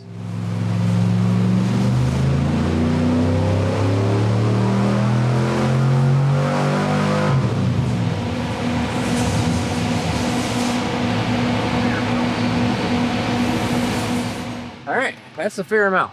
So It's the right direction. it is the right direction. Finally, the right direction. So what was the last one? 425? Yeah, 425. So that's a pretty good pickup. I think we can. Let's go look at the spark plug, and I think we might hit it a little bit more. Maybe do a timing change. Maybe we can get this thing back up to where I think it reasonably should be. Also, let's look at it on a graph form. And like I said, this is a really small little camshaft. You have to synchronize them. They're off a little bit. It's off a little bit. The torque and horsepower. Oh, they were. Yep, they were. Darn it. Oh, it actually just picked up everywhere. down low and high. That's a pretty nice solid pickup all the way across the board. We're definitely going to hit that one more time, because what it's probably doing is it's probably helping out the entire jet, because a high-speed air bleed will do it does a little bit down low, but mostly up high. It doesn't do just up high. It can't do that. But that's pretty reasonable right there. So yeah, maybe with some timing and whatnot here. I think we're looking pretty good. Right. So let's look at a couple spark plugs on each side here. All right. So you can see there, it is definitely short on timing. So I'm going to give it a couple 2 degrees of timing, and then it is definitely rich. It is really cleaned up and started looking more readable. Nice. Oh yeah, the black is significantly high up there. So that's quite rich. You're only seeing white on the very tip of that. If you look down, it's really hard to see with the... There you go. You can see the dark ring is way up high. Mm-hmm. Yeah. All right. So that ring is telling us that it's got too much fuel in it still. It picked up on the bottom when they did this too. So we're going to keep on increasing that size until it goes backwards. And I think I'm going to make one more high-speed air bleed change. We're going to put 2 degrees of timing in it and see what that picks up. But finally making progress on this thing after I got everything all cleaned out, and then try to get it back to a normal spot so I can do tuning. And that is where we are at. Now we're getting somewhere on our coloring of the plugs. That's pretty fat. So definitely getting after that. I mean, that's pretty fat and quite short on timing. Can't do individual cylinder timing on a carburetor and a Mallory distributor. So, well, you probably can, but it is astronomically hard.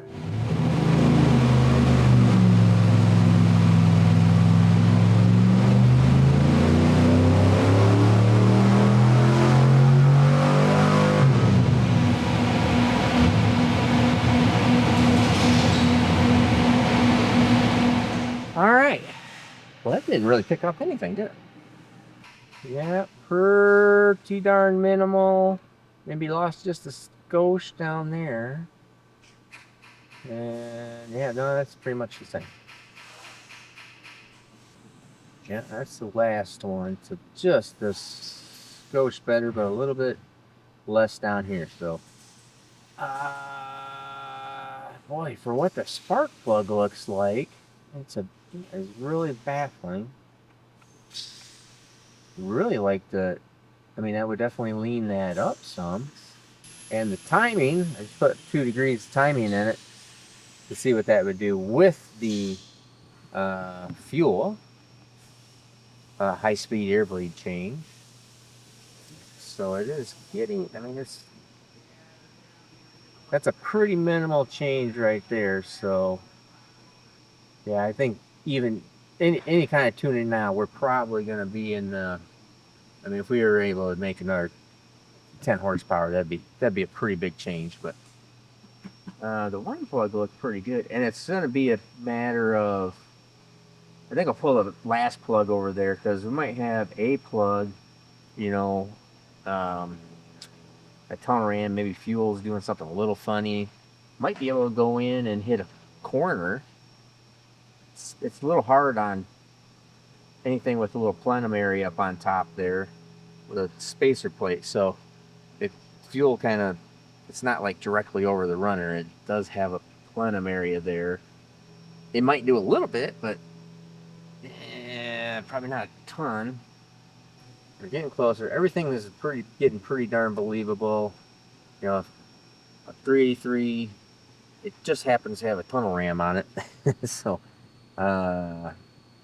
really small cylinder head, pump gas. Now I could be changing ignition system, but let's go in there, check a spark plug here real quick.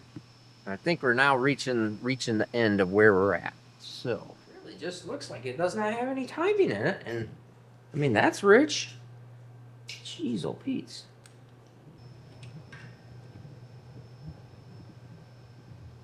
No, yeah, that looks the same. Let's go take that other side out. See if we can we'll take the two corners out on the other side. Yeah, no, that's fat, no timing. Maybe the 2 degrees timing didn't pick up very much. Give it some timing. See what's wanting. I mean, that plug at least looked like it was fairly equal with the other side. This side has definitely been leaner. Yeah, I mean this one's got at least got a little bit of white porcelain. Still is short on timing. So, all right. I don't think I'm gonna do any more with the air bleed. I think I'm just gonna do some timing and see if we can get that, because timing will clean up the fuel. So, and it definitely looks like it's way short on timing. So let's add some timing.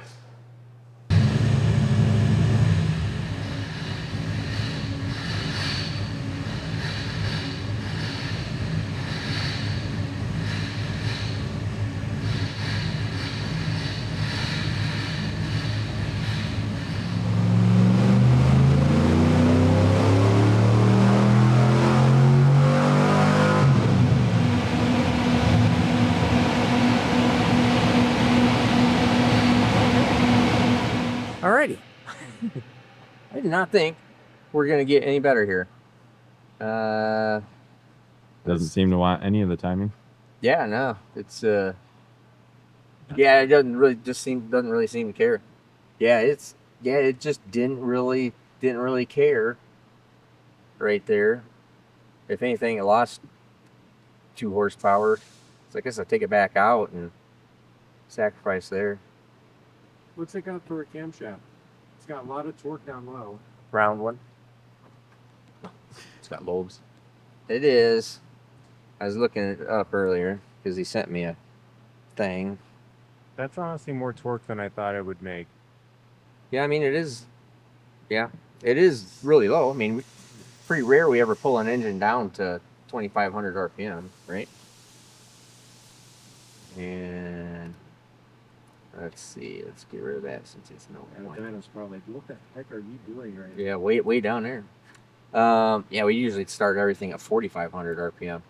So yeah, I mean down at 2,500 RPM, it is making 450 foot-pounds of torque. Oil pressure's looking great. Everything's good there. Oh, fudge! I see what the problem is. No boost. There's no boost. That's what the freaking problem is. Anyways, let's see. Should get a shirt that says something about that. About boost. Forgot the boost. Fixing stuff. Boost? Oh yeah, that'd be cool if somebody had a shirt that said "Boost fixes everything." Sounds like a really great. It sounds like a great shirt. On the Steve Morris Engines website. Yeah. So I mean, this is a 224, 110 degrees of lobe separation, 525 lift, 525 lift. It's pretty small. So, But that explains why it makes so much torque so low and Yeah. carries it. yeah, I the way think. it does. Yeah, I think I was probably just a little over optimistic of where I was hoping to see numbers, but It also has a tunnel ram on it. I mean, aren't those kind of notorious for making a lot of power down low, mid-range, and not so much up high? I don't know. It was the amount I've of never ran one. tunnel rams I've done in my life is pretty minimal. I don't know. That's cool. Well, a lot learned here today. Discovered junk in the carburetor, number one thing. Probably wasted half my day thinking around with this thing because I never tore the brand new carburetors apart to verify that they were actually not full of crap. Until we put the camera up on top to see, hey, there's something's not working. Tune-up is, was relatively close. I think everything's pretty good here. I think it still might have, those are twin 450 carburetors. You'd think that'd be enough, but it might be a tick short on carburetor. Not sure. The high-speed air bleed stuff definitely worked. It was all over on jetting and timing, so we're just it looks like it wants to be leaned up, but it's just not responding. Every time we lean it up or put more timing in it, it just doesn't respond. So what do you think? Ain't gonna make any more power than that. All right, Kyle said He's been having some pretty wise words. Kyle said it ain't. I don't know. I'm just saying, like, I mean, you tried going both ways on timing, both ways on fuel, and it did never pick up anything. Then, Yeah. Well, I think the torque curve and the rate of decay of the torque curve kind of shows you that it's not making much more power. I mean, that's just is what it is. Yep. It should make peak with a peak torque at 4,000 RPM. It should make peak horsepower at 55, 56, which it does. So that is correct. Yeah. I think we are where we are. without changing intake, cam. Without getting way into it and doing a whole bunch of other stuff. I think it's a really good piece. So I think we're going to be all done with old Grimace here. What was your horsepower guess? We do a guess game. We could announce that right in the front side. Yeah, we'll do that. Or guess your horsepower. What's your guess, Joe? Yeah, what's your my guess is 448. I don't know, whatever. So, anyways, I think we're all done with Grimace here. It took way longer than I wanted to. Everything seems to be really good. I'm wondering if it's just on the tune-up side of it, with the plug looking rich like that. I might end up coming back into this thing. I'm not going to do anything with it the rest of the night and probably sleep on it and see if there's anything else I want to do. But I think for the video's sake, this thing's getting long. So that thing's done. Time to go to McDonald's. Would it make? Yeah. Time to go pick up Happy Meal. See if the Hamburglar's there. So the major differences are the ignition system. Could be something. That could be something. And the carburetor change.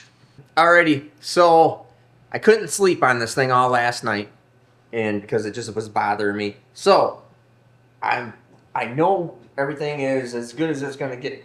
Excuse me, as good as it's gonna get right here. I know the cam strap's small. That's not a big deal. I think, and even the power I think is okay, but that goddamn spark plug is really bothering me. And it not responding to timing, not responding to leaning it down. It wants to look sooty. So I made mention of the ignition system, and I'm going to replace all this ignition system. I think I'm even going to replace that POS, but it's not a POS, sorry. It is not a POS. I'm sorry. This older, a little more antiquated distributor, I'm replacing all of it. Going to modern stuff and seeing if it does have some kind of ignition problem. Doubtful that it really is in the distributor. That's just an old system. Could be there. But I'm just going to replace it with my stuff, 7-nail box, the big coil, normal stuff, regular distributor. Even though regular distributor is hard to put in there, but I'll mess with that and see if I can get it in there. So let's proceed on.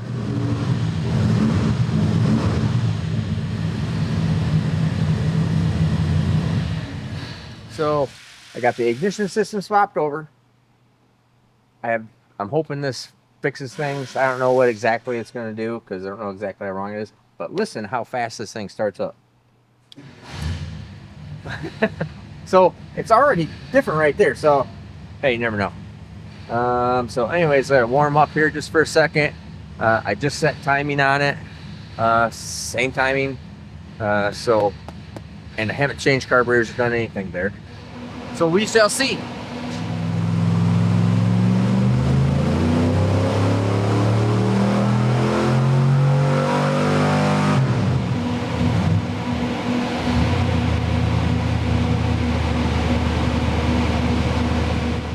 All right. I can live with that for a second, but let's check a couple spark plugs, see what stuff looks like. That's what they've been looking like. So, but I think that there's actually, believe it or not, it's actually looking a little bit better. There's at least some color on the strap.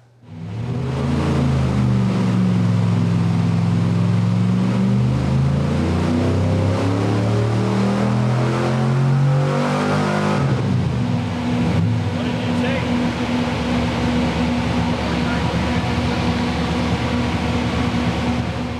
2 degrees more time in it. Really wants it up there. So I think we're gonna try to lean this up, and then I'm gonna quit and go over that other engine. Alrighty, so you've seen, I've got to quit working on this thing, but I just want it to be better. And I think it's right. That's why it's so confusing. But anyways, yeah. And before you guys say it, I know.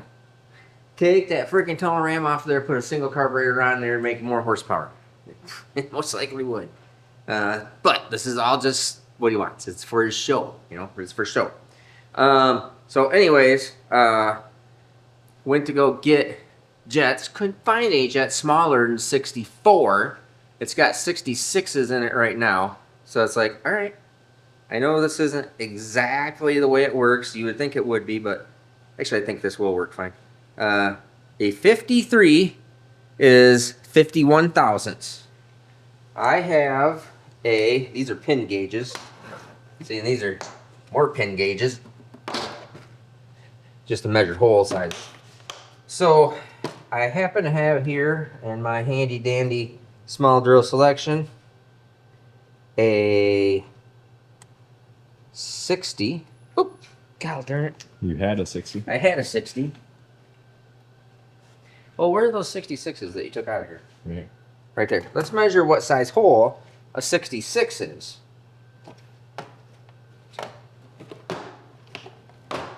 A 66 is hot diggity dog. 66 is actually 65. Okay, interesting. All right, so I'm going to at 65. So I have this. What did I say this? This is 60. Yeah, it's actually 58, but it would probably drill at 60. So that's dead in the middle. After this, I'm quitting. Just letting you know. Because outside of just changing a whole bunch of stuff, not getting anywhere at this point. So I guess he'll be happy to know his ignition system's fine. Which is good. I wish it wouldn't have been. It does start better. It does. It starts really It does fast. start really nice. It starts better. Did you want to put those air filters on it? Oh yeah, and after we get this done, we will put the air filters on it and just make one pull and see what kind of change the air filters make. If it draws enough air to even do it. I don't know. We'll see. Then we got to go over there and work on the Hamburglar. We're going to keep on doing it. Yeah. The Hamburglar. No, if you were. Hopefully Rick won't be mad at me for calling him the Hamburglar. I mean, it's a pretty minimal amount because I can actually just hold on to the jet.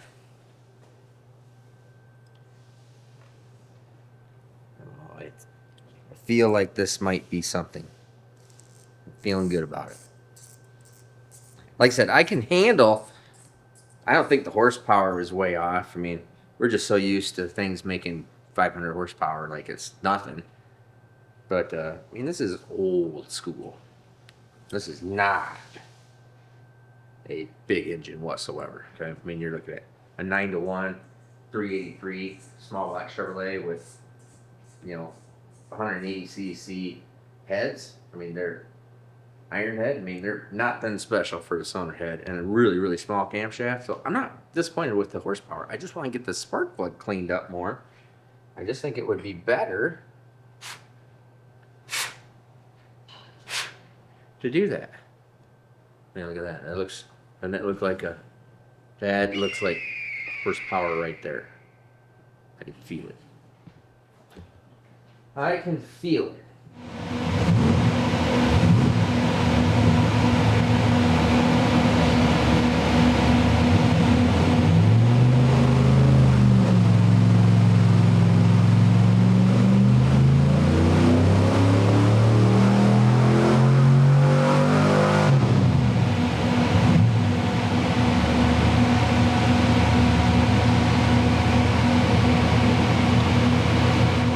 All right, folks, I'm pretty sure that another 25 hits on the dyno here, I can make this thing probably make 475. So, we're finally done. Now it's time to move over to Hamburglar. Did you want to do air filters? Huh? Air filters or no? Oh yeah. Oh, but yep, Nate. Always, you know, you gotta do this, gotta do this. He's out of control. Freaking Not Dewey. not Dewey. Dewey's out of control too, but. Alrighty, so let's put these super cool little itsy bitsy air cleaners on it. I'm actually happy that it just picked up anything. To tell you the truth. Alright.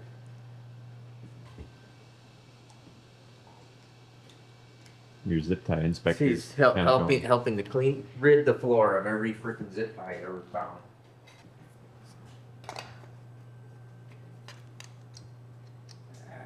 All right, air filters. What's the guess? What's your guess, Nate? Gonna lose what? 15. Get out, dog. Come on. Hey, let's go. 45. That's my guess. What's your guess? 7. So I think it'll make 59 to 60. So that'd be 60? 10. All right.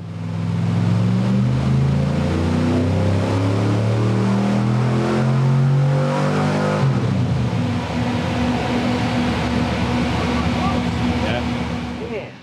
What'd you say? 45? 45. Paying attention. Trying. All right, cool. Now. Party on. Yep. So this is the Hamburglar, we're gonna call it, Rick Johnson's, and it after 18 years, it finally gave up the ghost on a piston, mainly because he had a carburetor fire. It ran like crap, overfueled. Carburetor fire burnt the engine in the front half of the car. Put a different carburetor on it, and then it burnt up a piston when he's out horsing on it, and so it's probably over-rich, to tell you the truth. So we just got a new replacement piston for it, and put that in, and you saw Kyle going through it. Oh, we put new spring retainer keepers on it too, just to get everything nice and new. Now, what is this one? This one is a stock block, GM stock block. Yeah, I thought this was the dart one. Is this the dart one? That one's GM. Oh, that's the GM start block. This is actually a dart block. Yep, my bad. With a dart iron head on it. And this engine is a 400 cube engine. So bigger than that one over there. If I recall, well, this is still a hydraulic roller. And this is, like I said, built almost 20 years ago. So I know nothing about the carburetor yet, so we'll have to figure that out. It just runs on a normal old HEI distributor.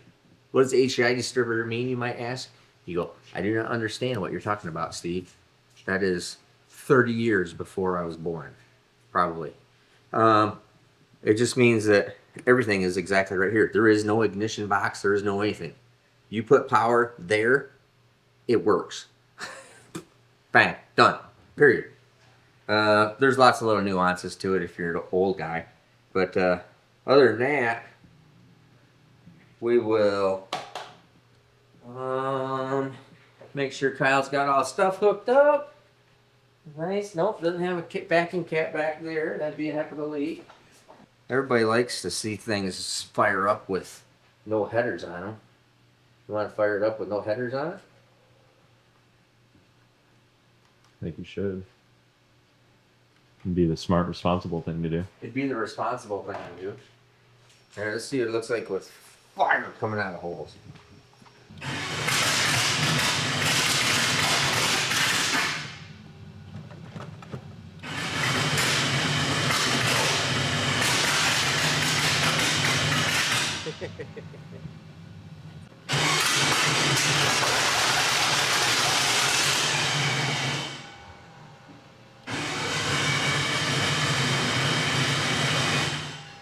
All right, so we just tried, we're over here. We got number one woman over here taking headers off of this thing for me. Someone's got to do it. Somebody's got to do it. And so I went to go try to start this up just to see if everything was at least rough set with no headers on it. It wouldn't even fire up and stay running. Probably because it has 1, 2, 3, 4, 5, well, 6, actually probably 7 fouled out spark plugs. I don't even know how this junk runs. But these are old spark plugs. I don't have any brand new spark plugs. I don't have this really short peanut plug. So I'm going to go blast these all clean and then start this up. Notice my super cool spark plug holding case. Very nice on our merch store. Red and blue. Super nice. Along with the regular old V8 style one. So this is the regular spark plug reader holder. You know, you put it up on whatever and you can tell what cylinder it is. These are actually for storage. Like, I got 3 sets of spark plugs all set up for full race, full bolt boogie, all protected in here. Nice. Not gonna get all scratched up. These are for reading it. These are on our website if you want to go see it. So I'm gonna go blast these real quick. We are gonna start this up before this video ends. See the flamage. All right, cleaned off spark plugs. Let's see if we can get this thing started.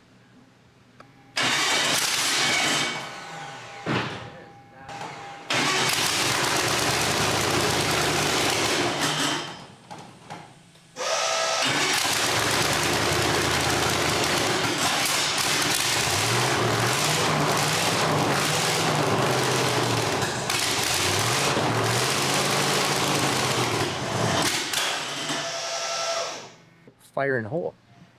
It appeared like all the cylinders were firing. Maybe that number cylinder 7 or 8 cylinder over here is a little bit less. What better way to turn your engine than just watch the flame come out of the head? That's right. Watch the flames. Yeah. All right. If you want to see this one get dynoed, come back next week. Finally got it running. But you guys are tired of watching videos. Have a great day.